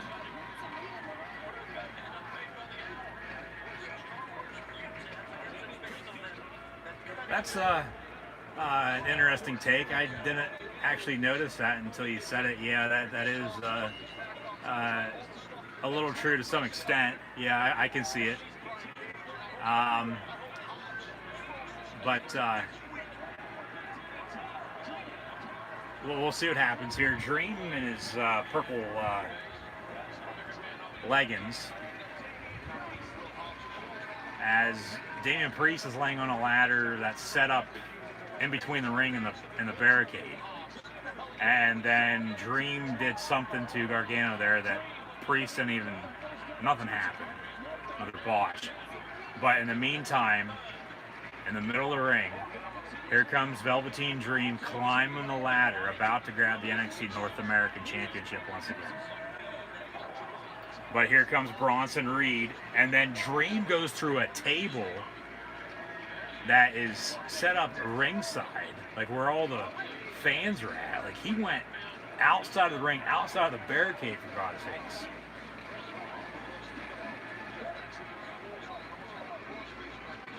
And it looks like this is Bronson Reed's match to lose, as he's going to start climbing the ladder. Bronson Reed climbing the ladder. Bronson Reed grabbing the championship, but Cameron Grimes with that mini ladder that we saw earlier throws it to Bronson, knocks him down. Here comes Cameron Grimes now once again climbing the ladder. And Trevor Lee, Cameron Grimes. No, here comes Johnny Gargano once again. And the title hits Grimes in the head. Johnny Gargano grabs the NXT North American Championship, but here comes Damian Priest. Punishment Martinez, Damian Priest, they both grab it at the same time. Gargano's going to come down with it because he's got more full control of the championship on the other side. It looks like no. Damian Priest is your new NXT North American Champion. Punishment Martinez is finally a champion in the WWE. He is your new NXT North American Champion. I knew, like I said, it was either going to be Priest or Gargano, and that's who it came down to. I mean, hell, as usual, they all had their spots, and they all had their chances to win. But Damian Priest, Punishment Martinez, is your new NXT North American Champion, and he can't believe it. Darby Allin, your winner in the meantime on AEW. But, yeah, Priest can't believe he just won the title. So next, I would think it's going to potentially be Priest and Gargano for a little while, but Priest and Grimes as well, maybe a triple threat. They like to do their triple threats for the NXT North American Championship. And now, okay, Ricky Starks, a part of Taz's faction as well.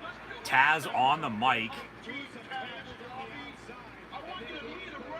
as he is on commentary still as well, but he's talking to Darby Allin. Is somebody making a debut on AEW?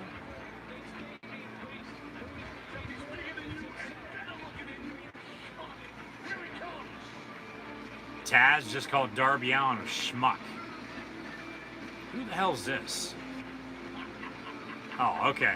It's just Ricky Starks dressed up as Darby Allin.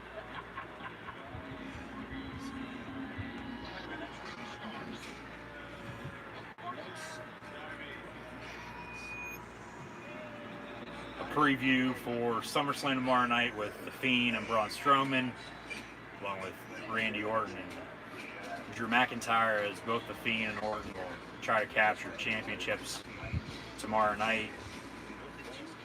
Something must be up with Brian Cage. He might be hurt again. And Ricky Starks is talking about being reckless and skateboarding to Darby Allin.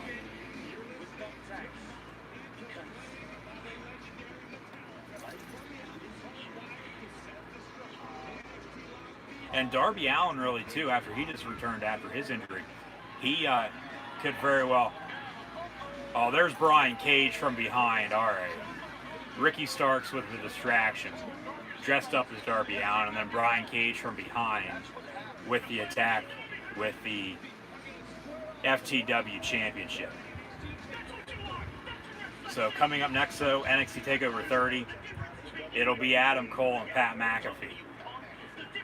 So the third to last match, and then we'll have the NXT Women's Championship match, followed by Keith Lee, Karrion Kross for the NXT Championship.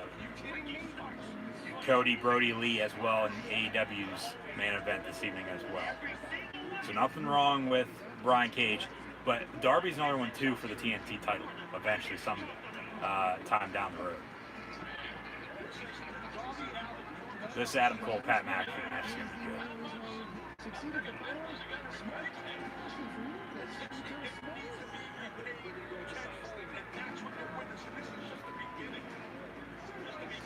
And going back to when Cole was on the Pat McAfee show last month, you know, yes, at first it looked like it was a shoot. It really did. Like, Cole was mad and had beef with Pat McAfee. But then McAfee has Triple H on the show. And then Triple H is on ESPN talking about it.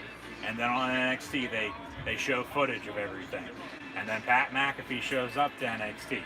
And then they do the water bottle commentary thing that they did during the Tag Team Championship match. That Imperium defeated the Undisputed Era, Fish and O'Reilly, and retained. And then the punt kick. And then, you know, the match was issued, and McAfee, along with Cole, they both accepted, and here we are. We had a good promo between the two the other night, and baby, somebody's going to be winning between Adam Cole and Pat McAfee to determine on if Sheets or Wawa is in fact better, as mentioned earlier at the start of TakeOver at 7 p.m. Eastern Time. As we go to another split-screen commercial for AEW as Sammy Guevara comes out with his cue cards. So we'll have the Women's Tag Team Tournament Final coming up next as well in AEW. So obviously NXT is going to be winning this head-to-head with the two companies for this match, head-to-head in particular, because it's Adam Cole and Pat McAfee. McAfee bringing in viewers that aren't used to wrestling, but McAfee's just right now that don't want to sound gay by any means, but he's at and you folks get what I'm saying. He's that one hot celebrity right now that is literally on fire as we head on into NXT TakeOver 30 with the Fire Kiss theme. And shock the system.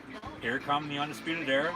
Adam Cole, baby, your longest reigning up until last month, until he lost to Keith Lee, longest reigning NXT champion in history. A little over 400 days. Adam Cole, baby, and Pat McAfee. And actually, during the split-screen commercial, Sammy Guevara, with his cue cards, is being attacked by Matt Hardy, as they're in a feud right now as well, as he busted him open a few weeks back. So we'll probably get that, I would think, at All Out as well.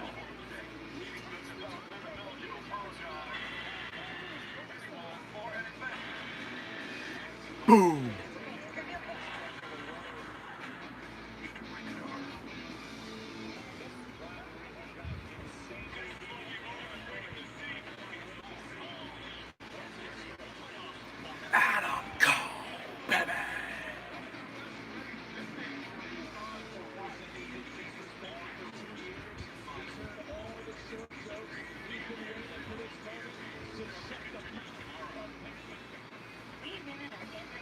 Cole said on Wednesday night he's going to look to make Pat McAfee his bitch.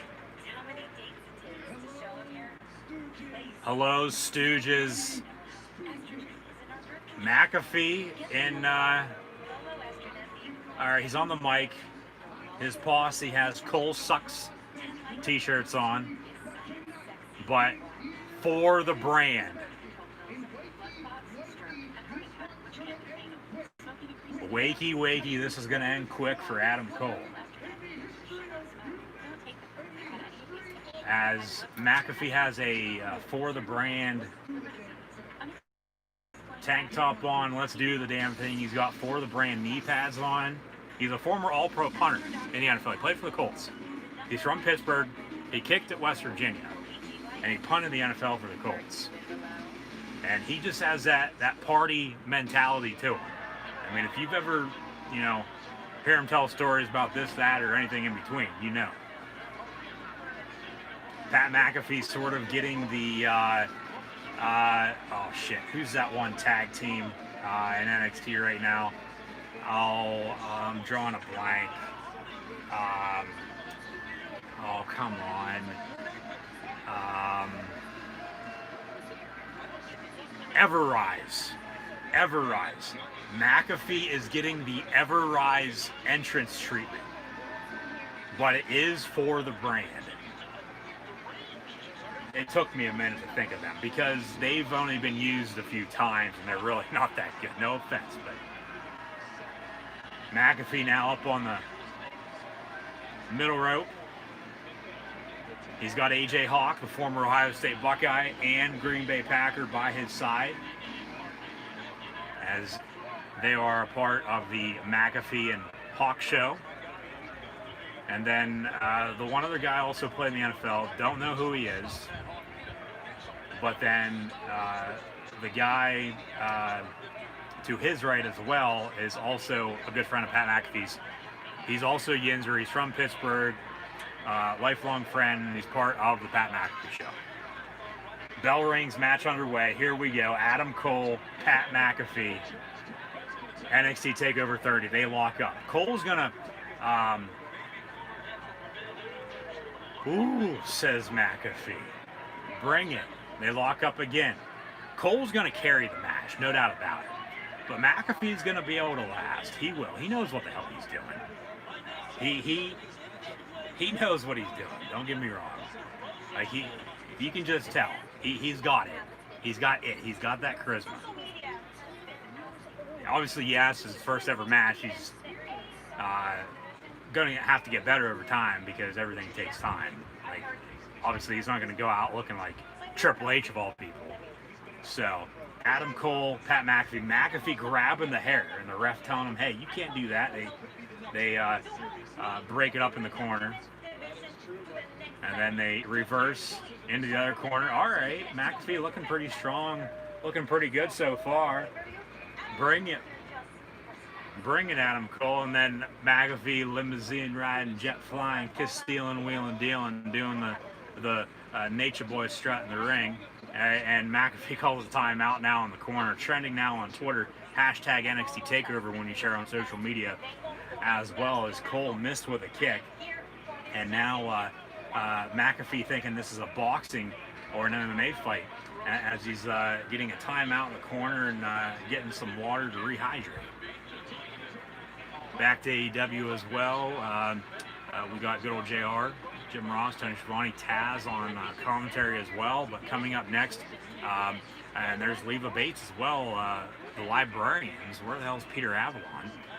But the final of the women's tag team tournament in AEW coming up next. McAfee now in control. Cole off the ropes, and he rolls out of the ring. Chat questions and comments, always greatly appreciated. I'll get to those here in a second.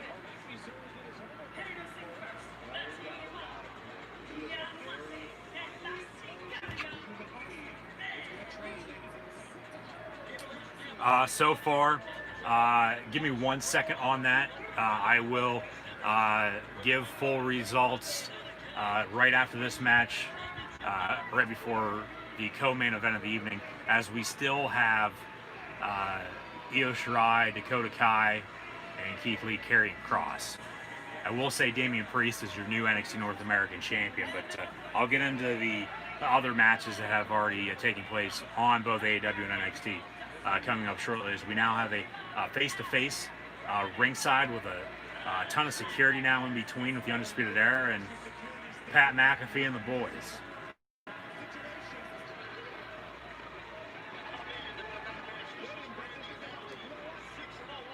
And McAfee off the top rope, and he takes out everybody ringside.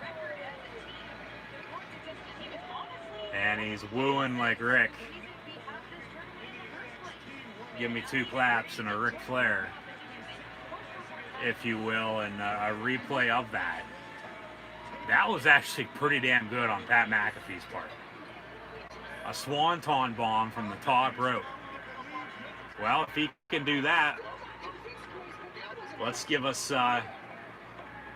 Jeff Hardy, Pat McAfee next Friday night on SmackDown for the Intercontinental Championship. Now we got a few officials ringside because everybody's down and out. But now back in the ring, it's Adam Cole and Pat McAfee singles competition. He's wearing shorts. He's wearing thigh-high shorts, and he's wearing a tank top with 2 knee pads. And he's wearing sneakers.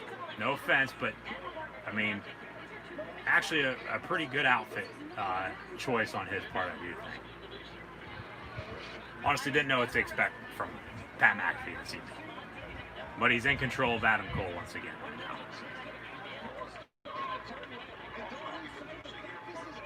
And like I said, this match is going to be, way longer than I think it's going to be. Because they've already been out for 10 minutes. Pat McAfee with a right hand.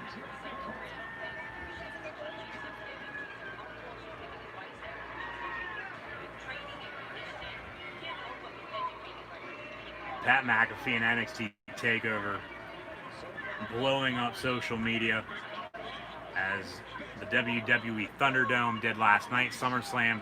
Hopefully we'll do the same tomorrow night, so be sure to tune back in.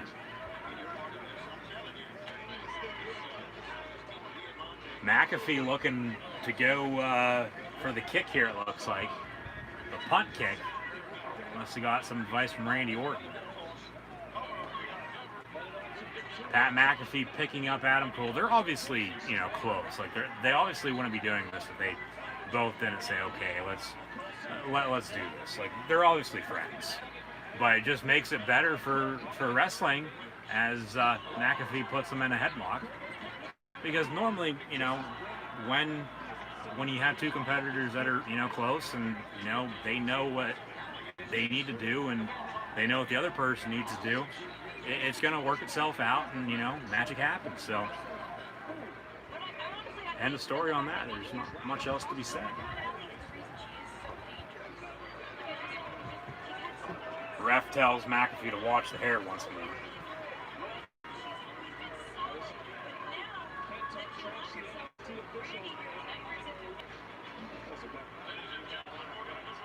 And the Undisputed Era and McAfee. Drop kick from Pat McAfee. All right. And he strikes the Heisman. He strikes the Heisman pose.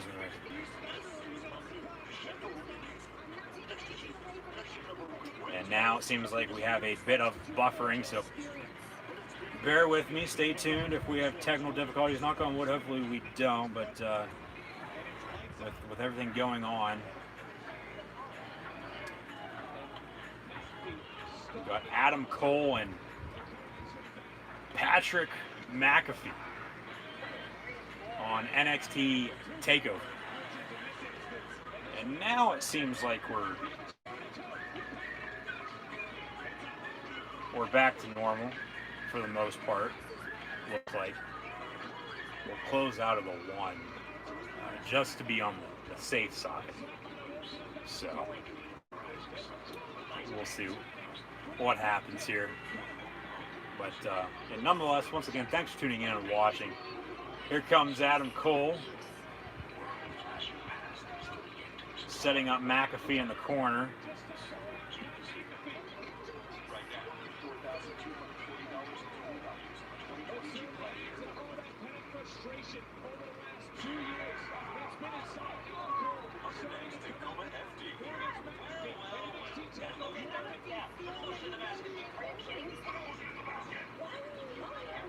And McAfee up on the shoulders of Adam Cole.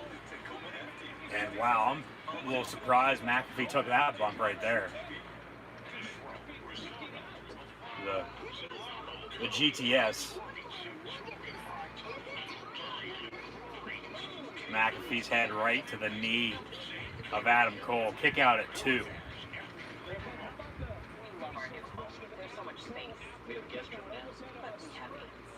One final split screen commercial here, it seems like, for AEW with the match hashtag before the main event coming up. Adam Cole cover 1, 2, kick out at 2.5 once again by McAfee. And the main event of AEW will in fact be Cody versus Brody Lee, thank God. And yeah, we're doing good here. We're back to live on my end, on my side of things here for everything going on. So we're good to go. But knock on wood, hopefully it doesn't give us any technical difficulties. Surprisingly, like I said last night, it was doing it more so than not compared to what it normally is. Compared to how much it normally does, I should say. So. McAfee. That's good. You gotta think about it. Don't be stupid.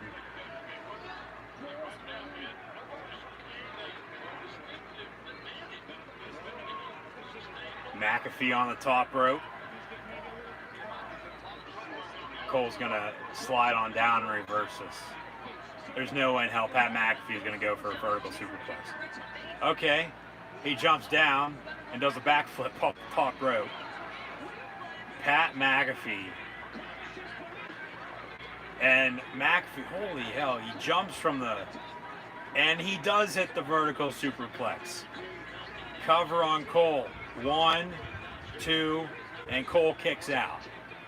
McAfee's not going to win that by doing that. If he wins, he's going to beat him with a punt. He's going to beat him with a kick. But a replay of that, okay. Jeez. He does a backflip off the top rope, and then he box jumps from the ring to the top floor, and then hits the vertical superplex from Adam Cole. And it's the backflip got me. It's not like he hasn't done box jumps before. I mean, hell, he played in the NFL for how long? So that backflip was amazing. And then the box jump to the top, and then the vertical superplex. Like, come on. Like that was pretty damn good. Cole's in a position for McAfee to kick him right in the head, right by the steel steps. Cole moves out of the way, and now it looks like McAfee's hurt his foot a little bit, kicking the steel steps. Obviously selling that a little bit, but nonetheless, a damn good match with Adam Cole and Pat McAfee. And we just saw a banger in the Fatal 5-Way NXT North American Championship ladder match. Cole gonna go for a submission now on Pat McAfee.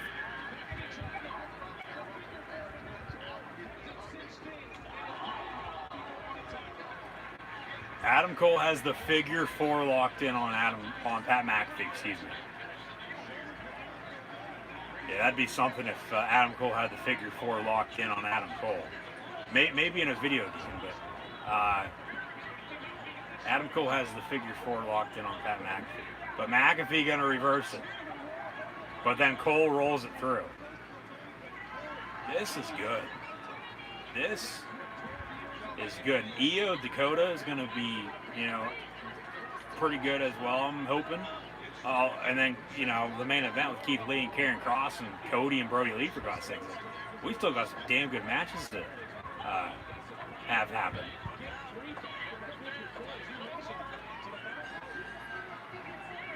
We're also going to crown new women's tag team tournament champs.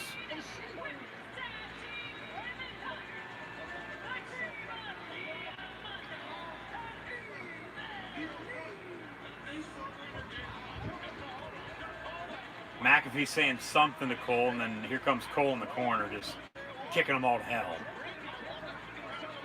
And then ref didn't see it. McAfee in the corner as Cole retaliated. McAfee with a kick right to the gonads, a low blow. And then McAfee with a clothesline. And McAfee gonna aim to go for the punt kick right to the head of Adam Cole. And he kicks him in the chest, as thought, because that's what he did before, but cover Pat McAfee, 1, 2, kick out by Adam Cole at 2.5. Wow. I thought that was it. I did. Yeah, come on, Pat.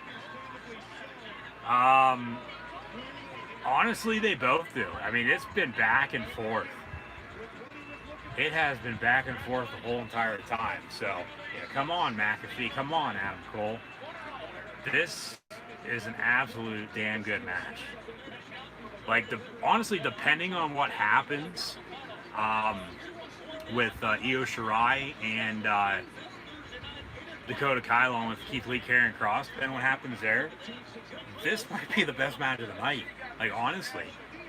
Let's champion your demo god. Chris Jericho going to be on commentary next week on AEW on a special Thursday night Dynamite once again because of the NBA playoffs.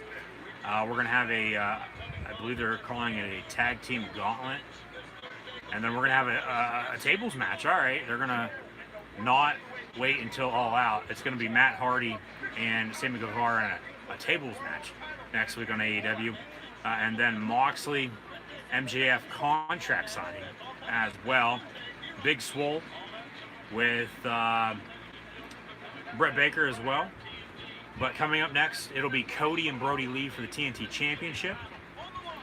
However, in 2 weeks as well, breaking news earlier, we will have a Mimosa Mayhem match. Yes, a Mimosa Mayhem match with Chris Jericho and Orange Cassidy at All Out. McAfee takes the shirt off. Adam Cole going to expose the right knee brace. Now, however, he decides not to, and then he's going to go up top. Thank you.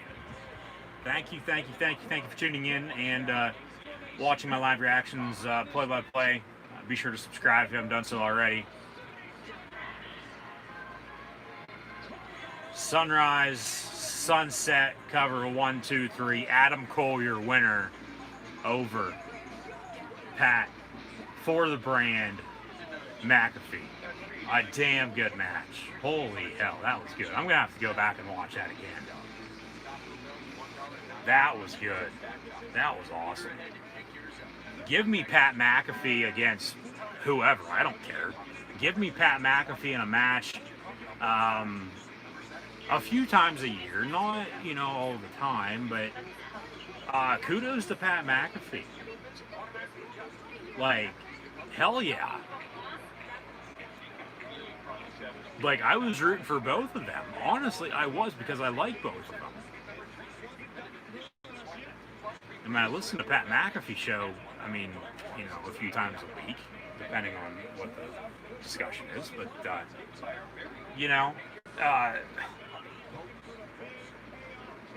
this is going to go down as a 10 times better match than what people obviously thought it was going to be.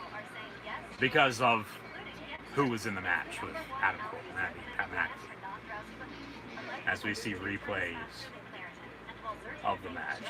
That was damn good. That was damn good. Round of applause as Pat McAfee and the boys like to do on the Pat McAfee show. Yeah, Pat McAfee. That was damn good. That was. We'll have to see what the future holds. But in the process, and I talked about this during my predictions, in the process of this storyline, after Cole lost the title to Keith Lee, we'll see what they do with the Undisputed Era, and if they call him up or not, or if they call up Keith Lee or not, if he defeats Karrion Kross later, if they call Kross up by any means, because we're going to have another draft or a shake-up by the end of the year. Here comes Mr. Brody Lee of the Dark Order as well. It'll be Mr. Brody Lee, formerly Luke Harper in the WWE, and Cody coming up next for the TNT title on AEW Dynamite. But with Cole not having anything to do, and then you have the history with Pat McAfee, and then you have the match tonight, it turns Adam Cole babyface because McAfee was the heel in this story. Now, okay, Cole could still be a heel moving forward, but for this, it turned him baby. It turned him babyface, and I would, honestly, I wouldn't mind, because we've seen Adam Cole as a heel for I don't know how long now. I honestly would not mind if they did turn Adam Cole full babyface and kept him like that for a little while, just to see how it would work in NXT or in WWE in general, whether he's going to be on Raw, SmackDown, stay in NXT for that matter. So only time will tell. But yeah, coming up next, Io Shirai, Dakota Kai, followed by Keith Lee, Karrion Kross, NXT Women's and NXT Championships on the line in both those matches. The TNT Championship now going to be on the line here with Cody defending against Mr. Brody Lee. Arn Anderson by Cody's side as he's coaching him up here before the official match will officially get underway. So yes, once again, thank you for tuning in and watching as they cut back to Vic Joseph and Corey Graves and Drew McIntyre on commentary for NXT TakeOver 30. He'll defend his WWE Championship tomorrow night against the Viper, the returning legend killer, Randy Orton. Be sure to tune back in tomorrow night for more live reactions, play-by-play. That'll be WWE SummerSlam. Be sure to like, follow, and subscribe. As always, once again, thank you for tuning in, as always, and watching. So like, follow, and subscribe. Hit that thumbs up button if you haven't done so already. Red subscribe button. Be sure to subscribe if you're a new viewer. Thumbs up button, hashtag AEW, hashtag NXT TakeOver when you share it on social media. Chat questions and comments along with super chats and super stickers. Always greatly appreciated, as well as the exalted one, Mr. Brody Lee, along with Cody Rhodes, son of the late great American Dream, Dusty Rhodes, as they get introduced for this special Saturday night special, if you will, of AEW Dynamite in this main event, the American Nightmare, Cody. He came up with a new nickname too over the past few weeks as well, if I'm not mistaken. If anybody does in fact know about that, please let me know in the comments below. I'm drawing a blank on that right now, but yeah, it's the American Nightmare defending against the Exalted One. TNT title on the line. Coming up next, Dakota Kai challenging Io Shirai for the NXT Women's Championship. Bell rings, match underway. Cody, Brody Lee. I would think, as it's about 25 after 8 here on the East Coast, Dynamite started a little after 6:30 due to the fact with the NBA playoffs overrun. They had said it was 6 p.m. or immediately following the NBA playoffs, and the Heat defeated the Pacers. So you have a 2-hour show. They might give this a little extra time if they add in a few commercial breaks and say, go to 9 o'clock then at that point, if they want to have a damn good match. If this is live, but I'm pretty sure this is pre-taped. They did this last week after last Wednesday's AEW. And then next Thursday will be live, and as mentioned earlier, they're bringing fans back, 15% capacity. But somebody asked earlier about results so far for AEW and NXT TakeOver 30. We just saw the women's tag team tournament final The Elite and FTR won their tag team matches. Orange Cassidy had an in-ring interview. Chris Jericho challenged him to a Mimosa Mayhem match at All Out. John Moxley also spoke. Darby Allin won his match, and then was attacked by Ricky Starks and Brian Cage. I believe that's it for AEW, if I'm not mistaken. They did have another 8-man tag team match as well. That was won by the Nightmare Family and Luchasaurus and Jungle Boy, as Io Shirai and Dakota Kai will make their appearances for their upcoming match. There's Dakota Kai with Raquel Gonzalez. And then for NXT TakeOver XXX, NXT TakeOver 30, we kick things off with the triple threat tag team match on the kickoff pre-show that was won by Breezango. Finn Balor then defeated Timothy Thatcher to kick off the main card.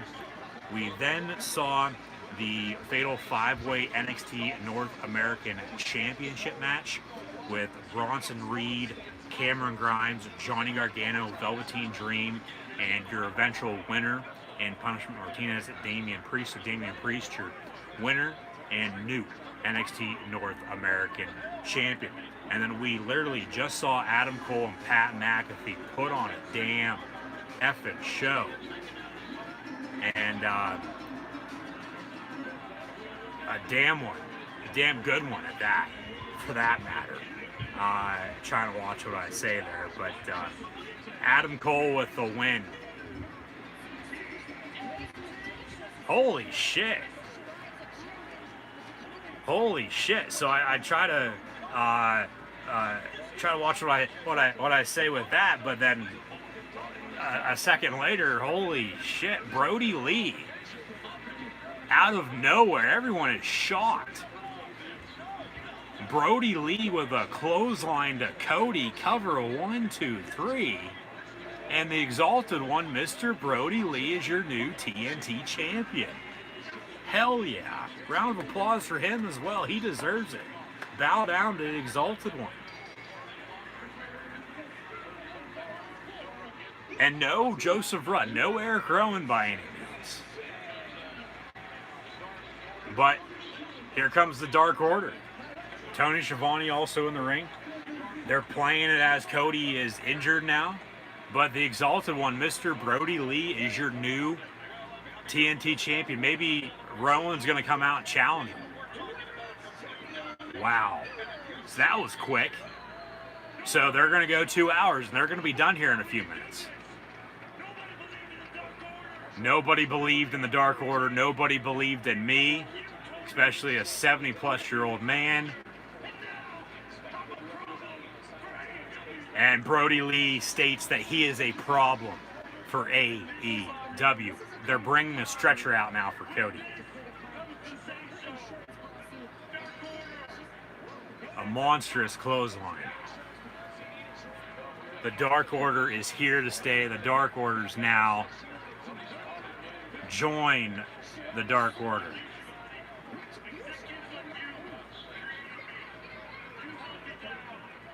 Executives like you held me down. That's a shot at Vince and Company, the WWE. Tell everyone I'm the champion. Mr. Brody Lee is your TNT champion. Hell yeah. I'll take that. And in the meantime, Cody's being taken out on a stretcher. So they're going to play it off that he's injured and he'll probably be off of TV for a little while now before he makes a comeback. I mean, he was TNT champion for a few months there, going back to Double or Nothing, defeating Lance Archer in the first ever TNT championship match. And we just saw last night AJ Styles, after he held the title for a few months, drop that Intercontinental Championship to the Charismatic Enigma and Jeff Hardy.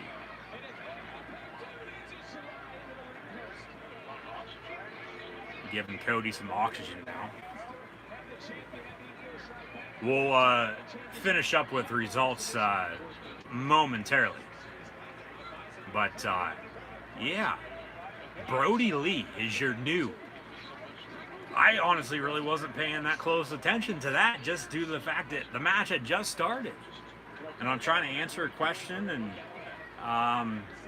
obviously I should have been paying more close attention to this match. I thought it was going to go on a little bit longer. That's why I'm like, all right, I got a few minutes here, but no, it ended like that in a split second. Clothesline out of nowhere from Brody Lee, and here comes Arn Anderson now attacking the Dark Order. And Brody Lee with a kick. Brody Lee with a kick and a super kick now as well to Arn Anderson. Right hand. Cody just gave the thumbs up of approval as well as they're stretchering him out. But here come the Dark Order stretchering Cody back to the entrance ramp, and then Brody Lee dumps Cody and the stretcher down the ramp and into the ring.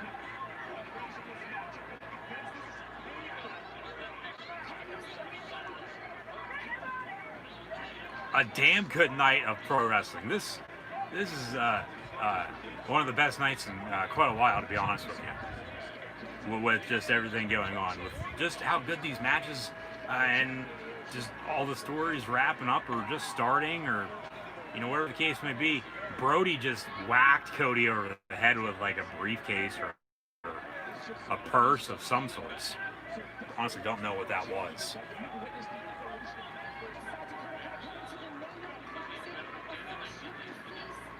But Mr. Brody Lee is your new TNT champion.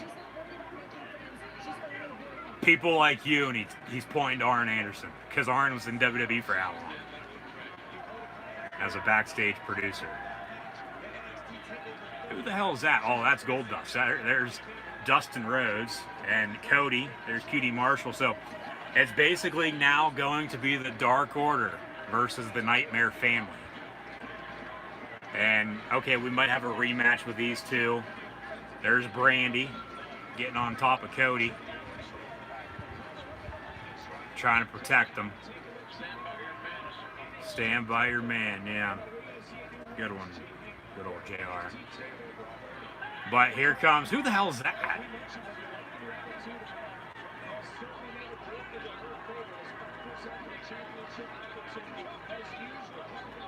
Brandy Rhodes is being choked out. Who the hell is that?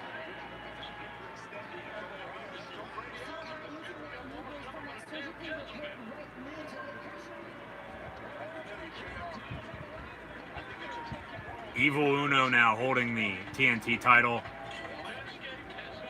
The landscape has changed, and Brody had hit Cody with a sack full of the old, by the looks of it, old silver TNT championship now that they have the gold one. That is fully done. Honestly, though, those are probably Legos, or it does look like the Braun Strowman Camaro figure. That's what it looks like. And they just ripped it apart, and that's what Brody just dumped on Cody to stand tall as the Dark Order walk away with the Nightmare Family down and out as we hit closing credits for AEW this evening. And that'll do it for AEW Dynamite. What a damn good show. That was good. That was. And so has NXT. And like I said, I'll continue to give results and review here with what has in fact happened, if you are just now tuning in. As I try to get reset here with everything that just happened. Wow. Oh my. In the meantime, we have Io Shirai defending her NXT Women's Championship against Dakota Kai with Raquel Gonzalez ringside. So once again, thank you for tuning in and watching. Always greatly appreciated. Hit that thumbs up button. Like, follow, and subscribe on social media. Links in the description below. Share hashtag NXT TakeOver now, due to the fact that AEW Dynamite is over with until next Thursday.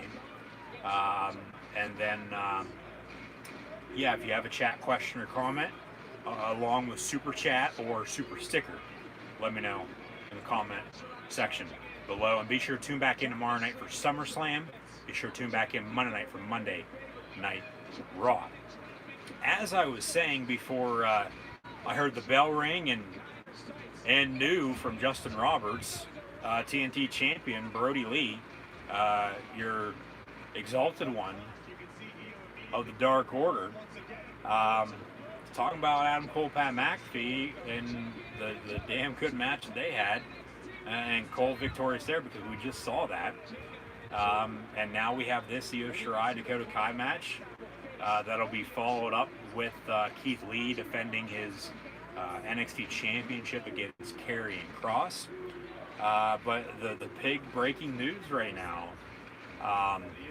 as we saw last night on Friday Night SmackDown, there's a teddy bear in the audience virtually through the Thunderdome. We got introduced to the WWE Thunderdome. And Jeff Hardy is your new Intercontinental Champion. However, tonight, breaking news on AEW, Chris Jericho, Orange Cassidy will in fact have a Mimosa Mayhem match in 2 weeks' time. Saturday, September the 5th, only on pay-per-view, AEW All Out. Keep an eye out for my predictions. And then to close out the show, no Joseph Rudd, as the spoilers once said, once thought they were right. However, and that's why you don't read those. That's why you don't pay attention to that. That's why you watch the show. No Eric Rowan. No Eric Rowan in AEW just yet, but hey, who knows? The big story closing out AEW tonight is that the Exalted One, Mr. Brody Lee, is your new TNT Championship. New TNT Champion, excuse me. He's going to be holding the new gold TNT Championship that was just introduced a few weeks back as well, with Cody still the champion. So now there's only been two rather than one TNT champions in AEW's history. You know, there's been a handful of matches by now, but the segment that they did afterwards with the attack of, well, with Cody being stretchered out and then the Dark Order attack on him and Arn Anderson and Brody and or Brandy being choked out with a chokehold, excuse me, and then Brody to close it out, basically dumping the old TNT title that he stole basically on top of Cody, holding the new gold TNT title high in the air, victorious in tonight's AEW Saturday Night Dynamite main event. So yes, once again, Brody Lee is your new TNT champion, and congratulations to him because he, out of anybody, he deserves it more than anyone. So congrats to Brody Lee. It's Saturday. You know what that means. Io Shirai, Dakota Kai. Hey, that rhymes. NXT Women's Championship match. Hashtag NXT TakeOver. This is your co-main event. We'll have Keith Lee, Karrion Kross coming up next. So yeah, that's basically it with what has happened. So AEW did run their 2 hours from basically 6:30 to 8:30, unless it would have been 6 to 8, and then that would have ended around the time we had the Adam Cole Pat McAfee match rather than this. So I feel like they got more viewers, you know, talk about the demographics of it. I feel like AEW probably would have got more viewers for that. And vice versa, because NXT would have got the same thing, even though this is a takeover event on the network. You know, it's still head-to-head. They did Adam Cole, Pat McAfee when AEW did the women's tag team tournament final. And then AEW did the Cody Brody Lee match during the Io Dakota Kai match. So I feel like they would have split with that, long story short. Just due to the fact that, the interest is more towards, Adam Cole, and then a potential new champion, maybe, from what they have been saying. And then, obviously, yes, that now coming true. So, yeah, they went from 6:30 to 8:30. It would have been 6 to 8 if it would have been on time, but obviously it was not. So, yeah, we'll see what the future holds for Mr. Brody Lee. I'm trying to think of who could be a challenger for him. I'm assuming he's going to defend that title at All Out in 2 weeks. Maybe a rematch with Cody. Why the hell not? You look around AEW. Like I said, contingent on if Cody would win tonight, Shawn Spears. Darby Allin maybe. There's probably somebody I'm not thinking of right now.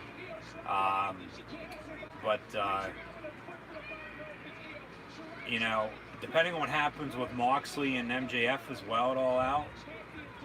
MJF, Brody Lee, 2 heels though, wouldn't work. No, probably would. Who else is in AEW that could challenge Brody Lee for the title? I might have to do some research and then get back to you folks on that. Really, the FTW title is, your top heel championship. Maybe Brody Lee, Lance Archer. I wouldn't mind listening to Harper and Jake the Snake on the mic every week.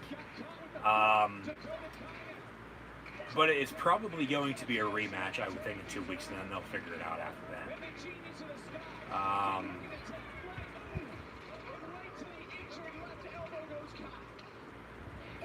I'm just trying to think off the top of my head who else honestly could challenge Brody Lee for the TNT title. Unless they're going to introduce somebody new, debut somebody or have somebody return that I'm not thinking of. Maybe it is Rowan. Maybe it's going to be Joseph Rudd. Maybe, who knows? That's a little hard to think about right now, at least. If I go back on my notes and look, I'm sure I could find something compared to just looking up the actual AEW roster.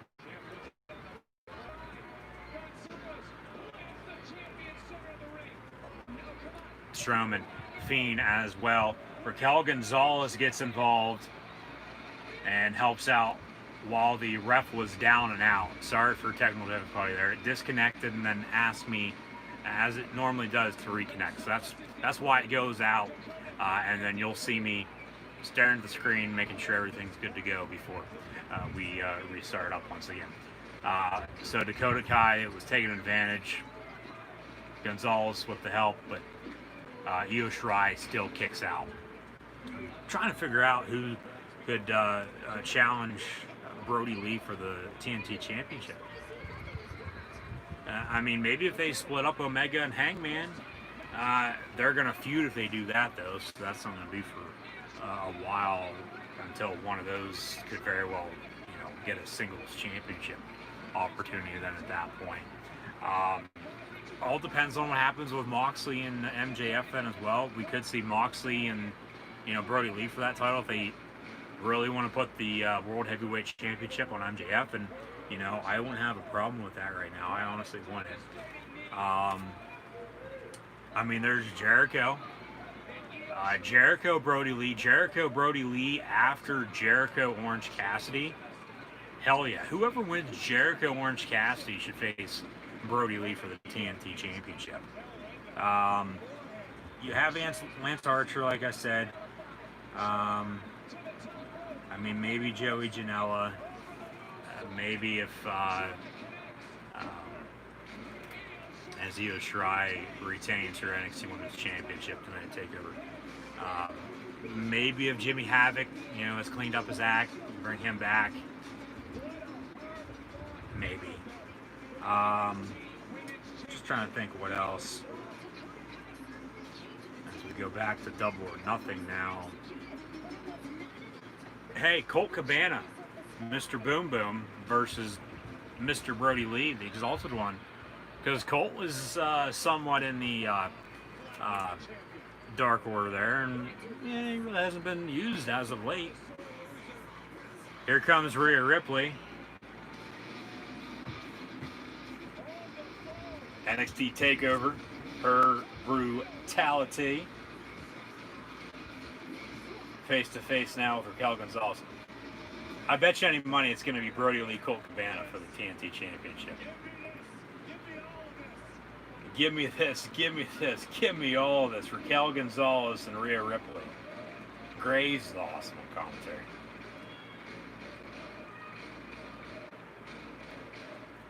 Yeah, it's probably going to be Brody and Colt.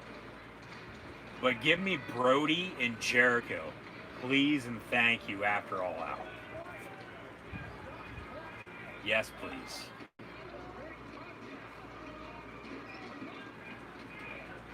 So we'll leave it at that for the time being, because coming up next, as we have a stare down with Rhea Ripley and Raquel Gonzalez, here comes Dakota Kai as well. We have Keith Lee, Karrion Kross coming up next. So, and that'll be for the NXT Championship. So I'll leave all that at that for the time being. I'm sure I'll, discuss more tomorrow and Monday and the coming weeks and months. But a good night of wrestling. A very, very good night of wrestling with NXT and AEW. AEW and NXT, however you want to say it. So, yeah. Yeah.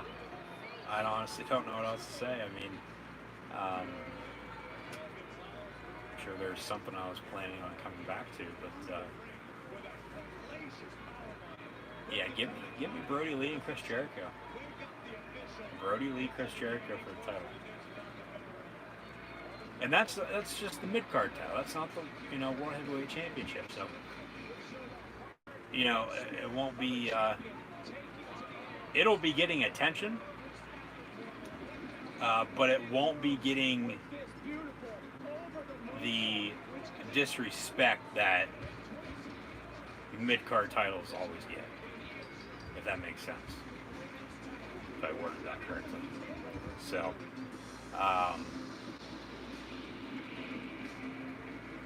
we'll see what happens. It seems to me Rhea's going to be the next challenger for Io's NXT Women's Championship as well. What the hell is this? There's Walter. We see a dog and then a cheetah. Is NXT UK coming back?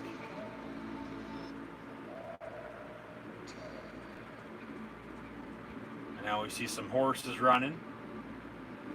NXT UK is returning. London, England. Did you miss me? I'm back. This is a good video package too. Hyping that up. It's September 17th.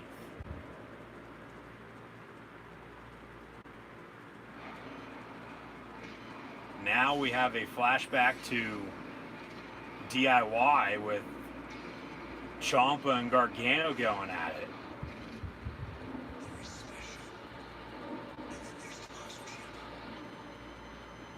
Ha ha ha. Ciampa's not part of Retribution. There's Special, and then there's Retribution. Tommaso Ciampa returns this Wednesday on NXT. Cesaro in the crowd for NXT TakeOver 30. Him and Nakamura last night defeated the Lucha House Party. Yes, thank you, Corey Graves. Now we have Damian Priest getting in his Hummer.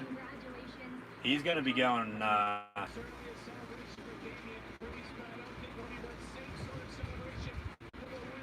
celebrate 2 weeks back. But yeah, sorry for technical difficulty there. Damian Priest threw gear into his car and then started to celebrate, got in a hot tub. So yeah, there's that. Coming up next though, it's Keith Lee carrying Cross for the NXT Championship. We now know it's not going to be Tommaso Ciampa in Retribution, and it looks like we might have Ciampa go after Priest, or Ciampa go after Gargano. You have your triple threat there. Throw Grimes in it too, because like I said, they like to do their triple threat North American Championship matches. So, yeah, we'll see what happens. NXT UK returning, Tommaso Ciampa returning. I know I was saying something else. That this match with Keith Lee and Karrion Kross is going to go at least until 9:15 or 9:30. I would think 9:30. As we see this video package going back a few months to TakeOver in Your House, Karrion Kross defeating Tommaso Ciampa, Keith Lee then at the Great American Bash defeating Adam Cole, and then we get Keith Lee, Karrion Kross. TikTok. There's Dijak, and we haven't seen him since. He's definitely going to be part of Retribution, I think, yeah. No Tommaso Ciampa, though. No way. Not with him coming back this Wednesday. No. You can roll that out. That's probably what I was going to say. Just we can roll out Tommaso Ciampa as a part of WWE Retribution. But hey, you never know. I mean, it might be DIY, Dijak. It might be a whole other Nexus. It might be another, NXT faction. But with last night, they had like 10 or 15 guys rather than, the few that they were used to having over the past few weeks. So obviously they're continuing to tease us on what Retribution actually is and who's part of it. But, yeah. Metallica hitting it where it hurts.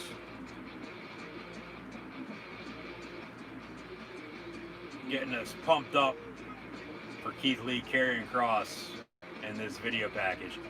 TikTok, TikTok. Man to man. We then had the fireball incident. I mean, hell, if you're going to do that, you might as well bring back Great Balls of Fire. Since you're bringing back Payback next week, for God's sakes. But this time, make sure you have Jerry Lee Lewis actually sing at the event.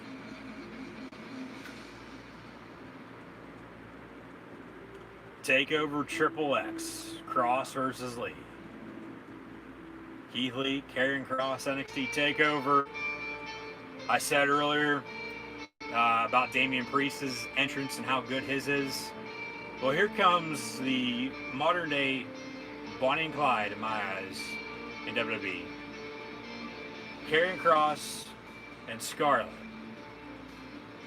The Doomsday Apocalypse is near.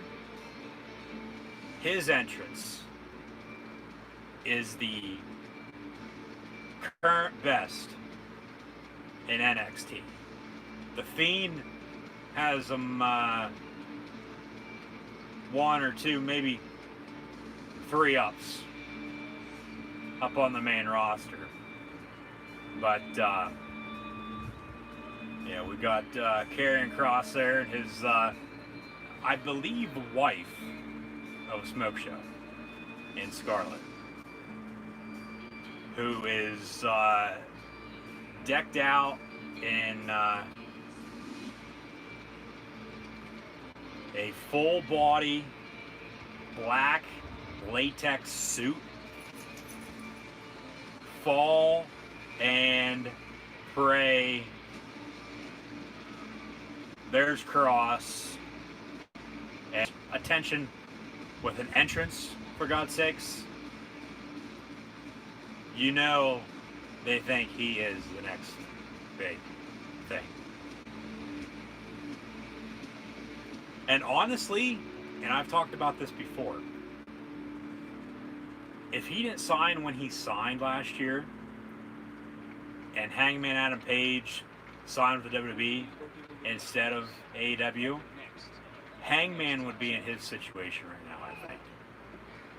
So, you know, I mean, honestly, you don't know that, though, in full, but still. Now we're going to bask in the glory of the limitless NXT champion, Keith Lee.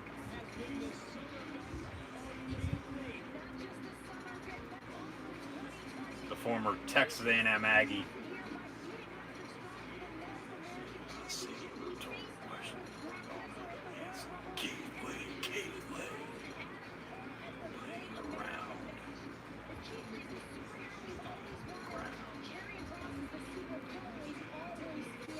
This is going to be a damn good match, too. This is going to be a slobber knocker, as JR would say.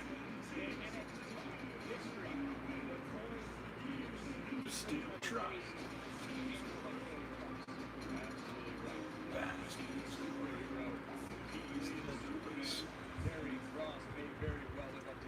I wouldn't take the title off Keith Lee, just due to the fact he just won it last month. I'd understand if it was, you know, a 3-month or a 6-month title reign. That's different. But just a little over a month, no, you got to have these two go at it for quite a while. Because this is going to be your top feud in NXT. From Sin City, Las Vegas, Nevada, Karrion Kross, formerly known as Killer Kross.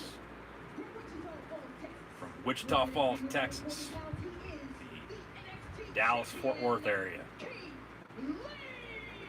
College Station, Keith Lee. He's your new NXT champion. This is your main event of NXT TakeOver XXX, NXT TakeOver 30.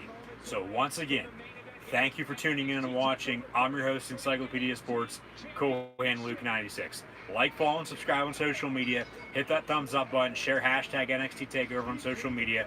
Chat questions and comments along with super chats and super stickers. Always greatly appreciated. Bell rings. Match underway. Keith Lee, Karrion Kross.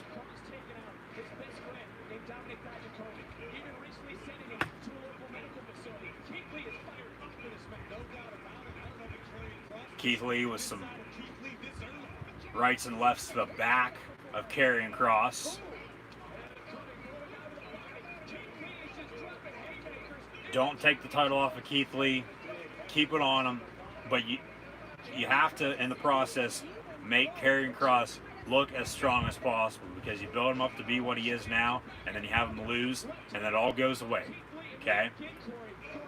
So this match, it'll probably end in some sort of fashion, in a not so good way.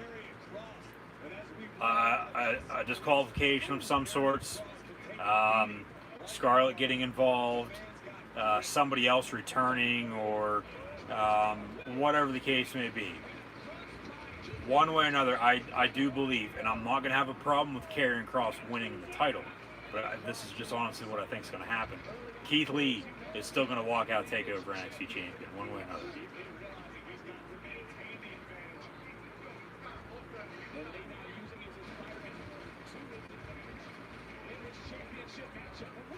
Kick from Kross, right hand from Kross, as they are fighting ringside.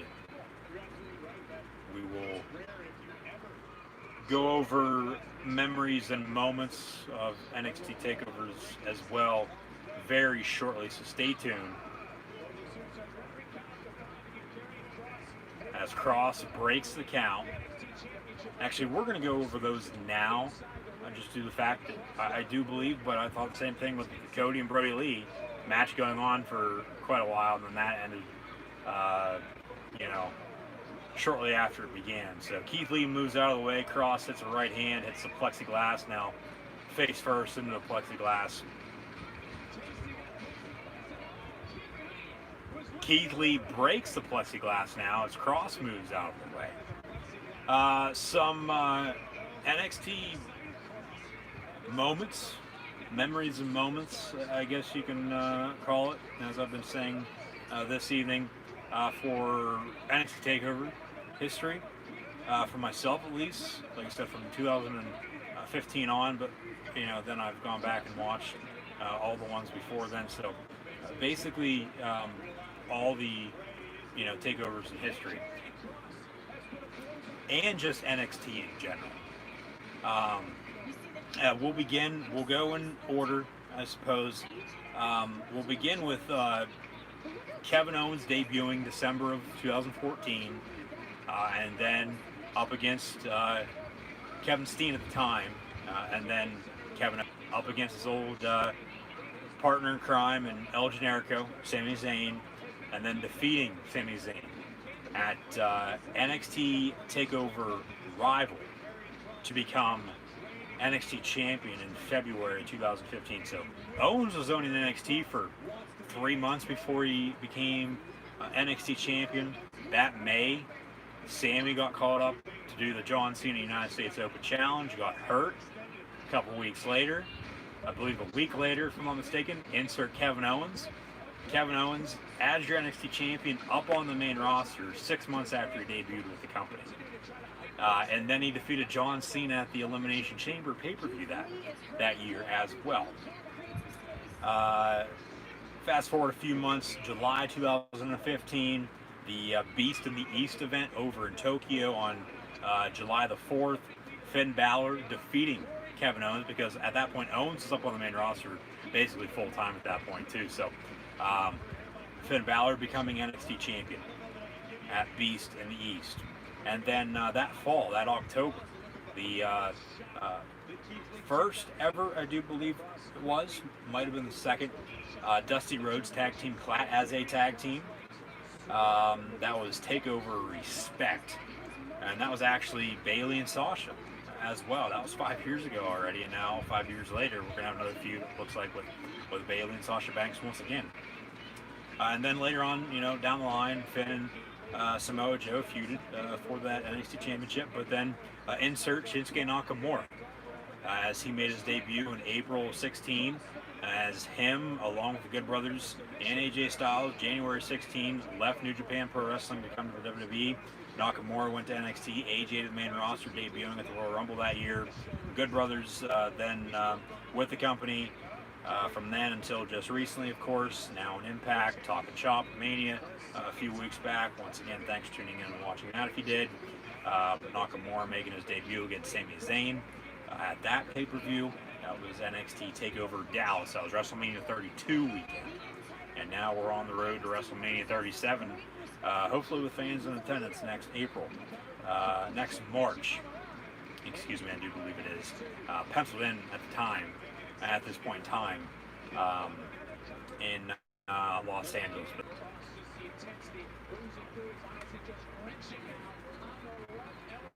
They won the NXT Tag Team Championships at TakeOver the End in June of 2016, about a month before the WWE brought back the brand split and had the draft in July 16, where they called out Finn Balor, and then he won the Universal title a month later at SummerSlam, and then got hurt. And then that's when Kevin Owens, with the help of Triple H, on a Monday Night Raw on a Fatal 4-Way main event, won the Universal Championship. Before he lost it to Goldberg at Fastlane the following March, and then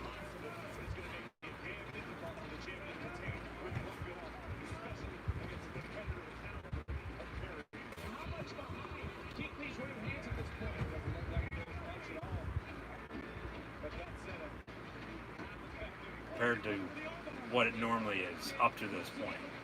So I don't know what the deal is. Once again, I'm sorry. It's technology. You take the good with the bad. Sometimes it's good, and the other times, it sucks as it normally always does anyway. But as I was saying, that following January, then on the road to WrestleMania 33, I was actually at a live event that Rollins participated in, videos right here on the channel. And then the following weekend, that was Royal Rumble weekend in San Antonio, Seth Rollins took over TakeOver, and then that hyped up the Seth Rollins Triple H match then that year at WrestleMania. That Rollins almost didn't participate in because he hurt his knee the following night on Raw after the Royal Rumble that year. But Rollins taking over TakeOver, Ciampa turning on Gargano at TakeOver Chicago, Backlash weekend, May of 17. That's when Jinder won the WWE Championship from Randy Orton. And then what else we got here? Oh, Adam Cole. Yeah, that's making their debut at TakeOver Brooklyn 3. SummerSlam weekend, August of 2017. 3 years ago now. Hard to believe. That would have been this TakeOver event 3 years ago. That's, wow. Might have to go back and watch that one. And then I actually saw NXT for the first time later on that year in December, and then the following April, as mentioned, and that's when, you know, the Adam Cole McAfee story began. And like I said, videos from those events right here on the channel as well. And then, you know, NXT debuting War Games. You know, the old WCW event, and you know, that's come accustomed, you know, to Survivor Series weekend now. And then on top of all that, just all the recent debuts and all the recent pushes, especially with Keith Lee and Karrion Kross. But none of that would be possible as we're coming up now on a year later of NXT debuting on the USA Network on national television week in and week out on Wednesday nights. And that's why we have the Wednesday Night War, as they call it, with AEW and NXT. Power slam from Keith Lee, kick out at 2 by Karrion Kross. Match continues as Scarlett is still ringside in this NXT Championship match.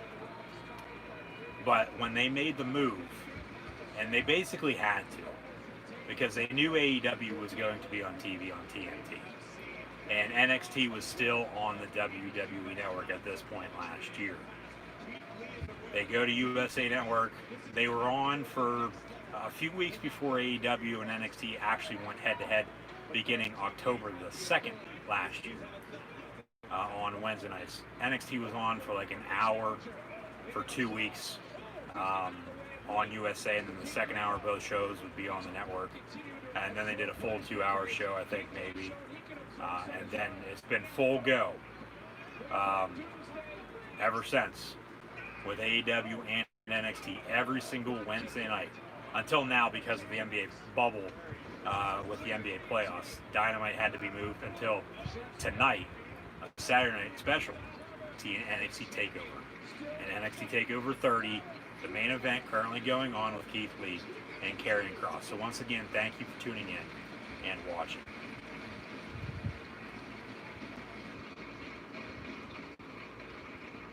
The intensity in the eyes of the challenger, now focusing in on Keith Lee. Kross could be closing in on the championship. And again, Karrion Kross trying to pick up Keith Lee. Keith Lee with a few elbows.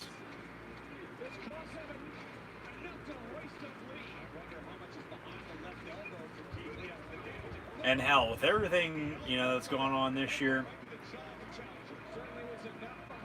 I wouldn't mind a Doomsday Apocalypse and having Karrion Kross win. But like I said, I don't think he is. I don't think he's going to. Keith Lee, vertical suplex, cover on Kross. 1, 2, kick out. Scarlett still ringside. Something's going to happen that'll affect the outcome of this match. Just don't know what it is. And we'll probably go another, I'd say 8 minutes. So if you want to time this by the time, like starting now, since I said that, and then go ahead 8 minutes, that is probably when the match is going to end. And then they'll celebrate whoever wins. and then they'll cut, and then Triple H will probably be on Facebook Live.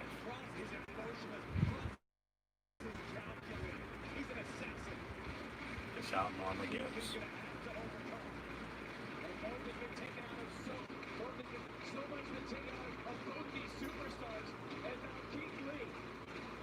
Keith Lee trying to pick up Cross once more. Cross off the ropes. Clothesline. Cover on Keith Lee, 1, 2. Kick out at 2.5. Hashtag NXT TakeOver.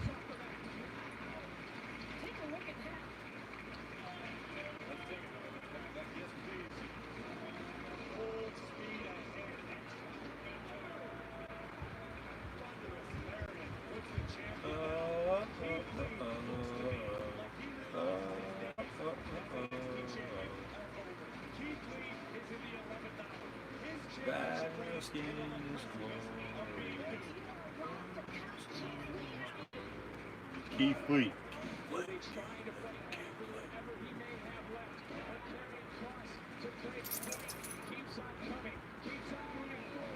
Now haymakers being thrown back and forth in the middle of the ring with Cross and Lee.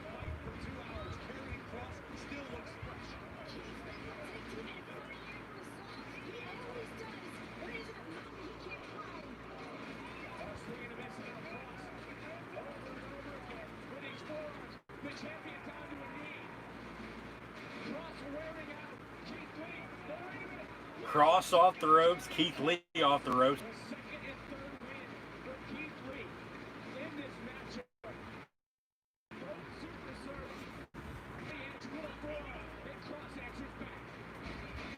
The striking ability of Karrion Kross is on.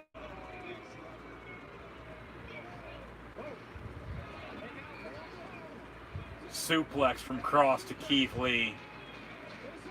Cover, 1, 2. Kick out by Keith Lee.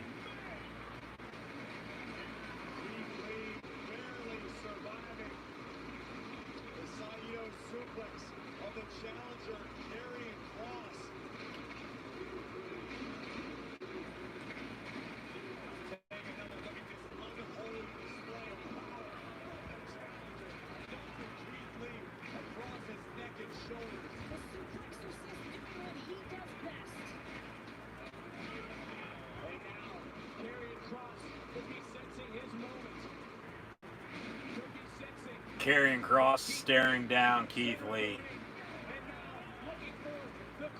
Putting the Limitless One in a headlock.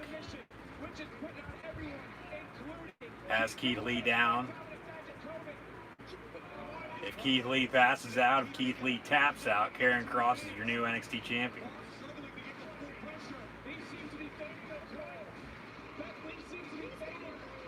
I feel like Keith Lee is going to roll out of there or bomb of some sorts. Karrion Kross is putting Keith Lee to sleep. Keith Lee, oh, he didn't drop his arm. He held on. And here comes Keith Lee trying to get out of it now.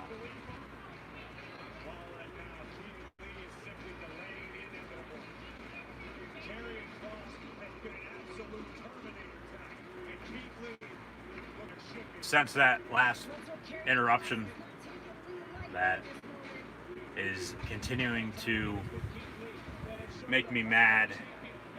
Keith Lee still laying down. Now he's up. Shoulder tackle to Karrion Kross. I just don't get it. It's I don't even know what to say. And I'm not going to say anything because I'll end up. No.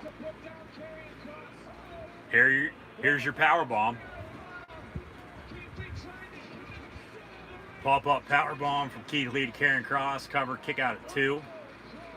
So yeah, I mean it's technology. I mean I get it, but I just don't get why it has to do it all the time, especially one time after another. So it is what it is. I deal with it. I don't really like to or want to complain about it, but you know, sometimes you gotta do what you gotta do. No way in hell Keith Lee has anything left, says Corey Graves. However, Keith Lee going up top. And this will probably be your finish.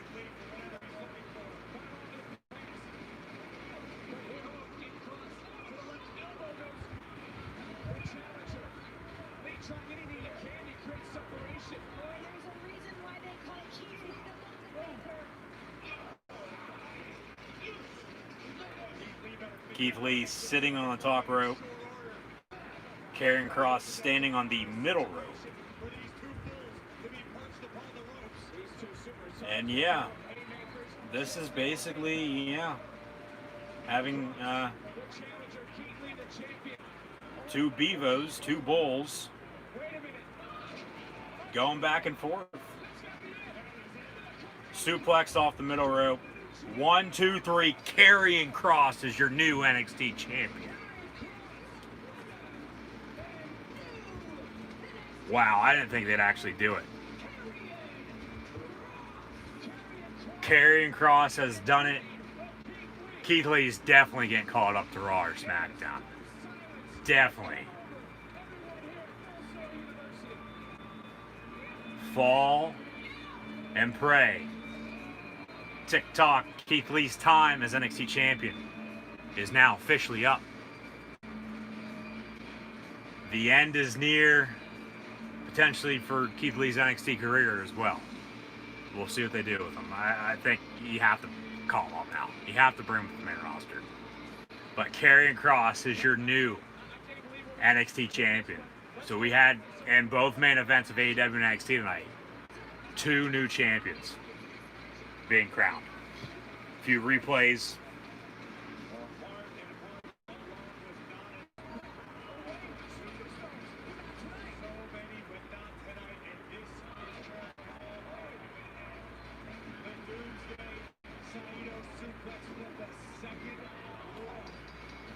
So the end is near. The end is now officially here for Keith Lee as your NXT champion. A month and a half after defeating Adam Cole at NXT Great American Bash, Keith Lee loses to Karrion Kross in the main event of NXT TakeOver 30. Doomsday has, in fact, descended, and Karrion Kross, TikTok NXT, Karrion Kross is your new NXT champion. Congrats to Killer Kross. Congrats to Karrion Kross. They are as high on him as high as they've probably been on anybody as of late. Probably going back to Shinsuke Nakamura. Honestly. And obviously, yes, that was, 4 years ago. So, future's bright for both AEW and NXT, for AEW and the WWE in general. We have SummerSlam tomorrow night. Braun Strowman, Bray Wyatt, Drew McIntyre, Randy Orton, once more. But yeah, that was a damn good show. That was. Both shows, for that matter, in my opinion, at least.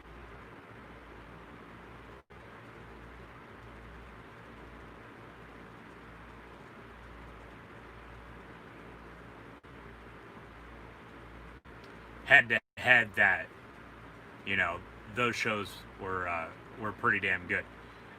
But then we had tonight. So honestly, I don't remember exactly what show, what night those were last month, but I have to go back and look. But tonight did not disappoint. Tonight literally blew the roof off the joint, if you will.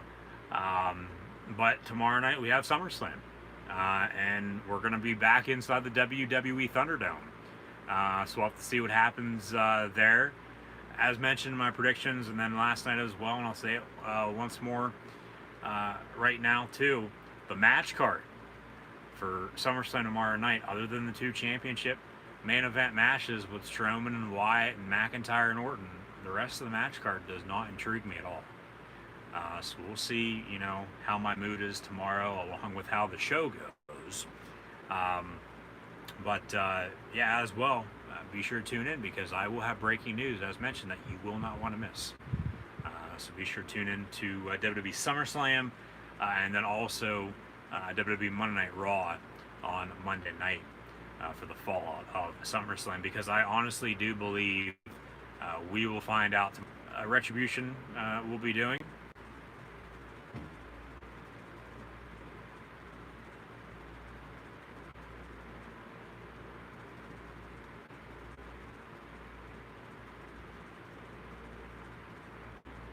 I know a few of these might be repeats due to the fact it's buffering and disconnecting and reconnecting, but I just want to make sure I get in, what I want to say. That's just the bad part about this doing what it's doing. So I'll leave it at, we have two new champions in AEW and NXT. With Brody Lee, the Exalted One, Mr. Brody Lee, your new AEW TNT champion, and then Killer Cross, Karrion Kross in the WWE, your new NXT champion. And like I said, the future's bright for both companies. But we just went through 30 NXT takeovers over the past, 5 or 6 years. So come 2025, 2026, we'll still be sitting here 60 takeovers later. They'll do a big NXT takeover 50, I would think, whenever that time comes, probably over the summer sometime. And Keith Lee and Cross and everybody in NXT is probably going to be up on the main roster, the Stars of Tomorrow, and everybody up on the main roster now is either going to be retired or, on their last limb, and, putting over the younger talent. And, God knows who, is going to be in NXT, or even AEW for that matter, in a few months, let alone a few years. Yeah, good night of pro wrestling, just overall. I honestly thought it was a good night of pro wrestling. Obviously, AEW got the late start because of the NBA playoffs, and then they were basically head-to-head with TakeOver for, their 2 hours, and then NXT TakeOver had an extra hour afterwards.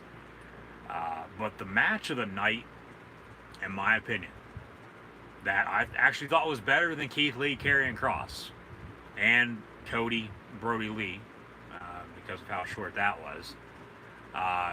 We saw good tag team wrestling tonight, as we normally do in AEW. But the match of the night that absolutely stole the show was, and Pat McAfee in particular, stealing the show for NXT TakeOver 30 this evening. The match with Adam Cole and Pat McAfee, give me that every goddamn night of the week for the next 10 years. That was awesome. That was absolutely awesome.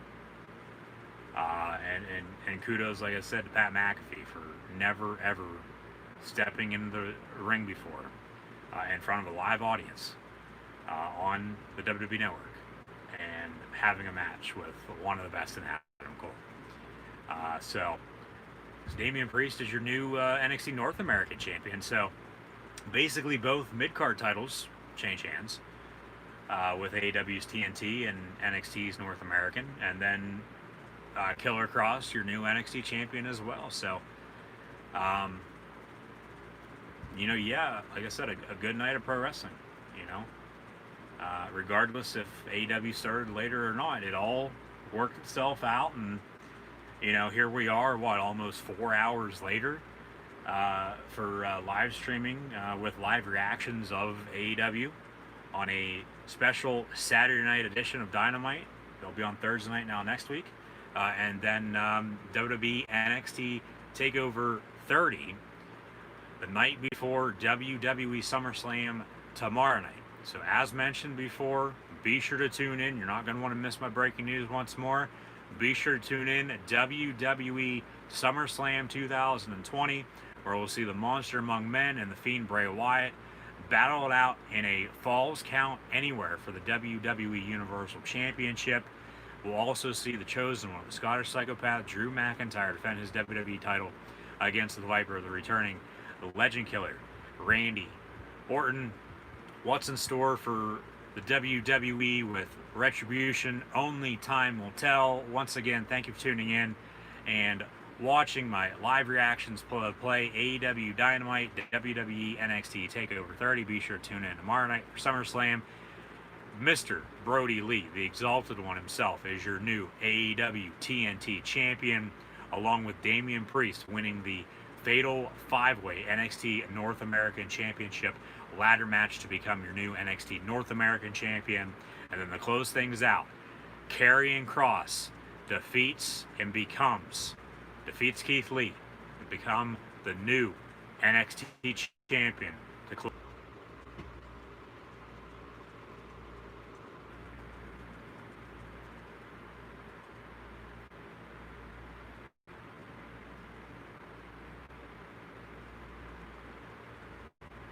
Come on, YouTube.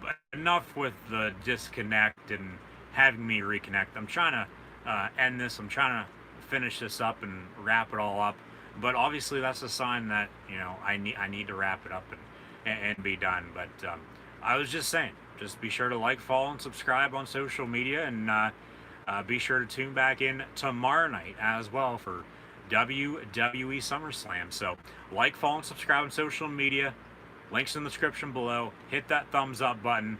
Once again, thanks for watching this evening. AEW Dynamite, WWE NXT TakeOver 30, WWE SummerSlam tomorrow night.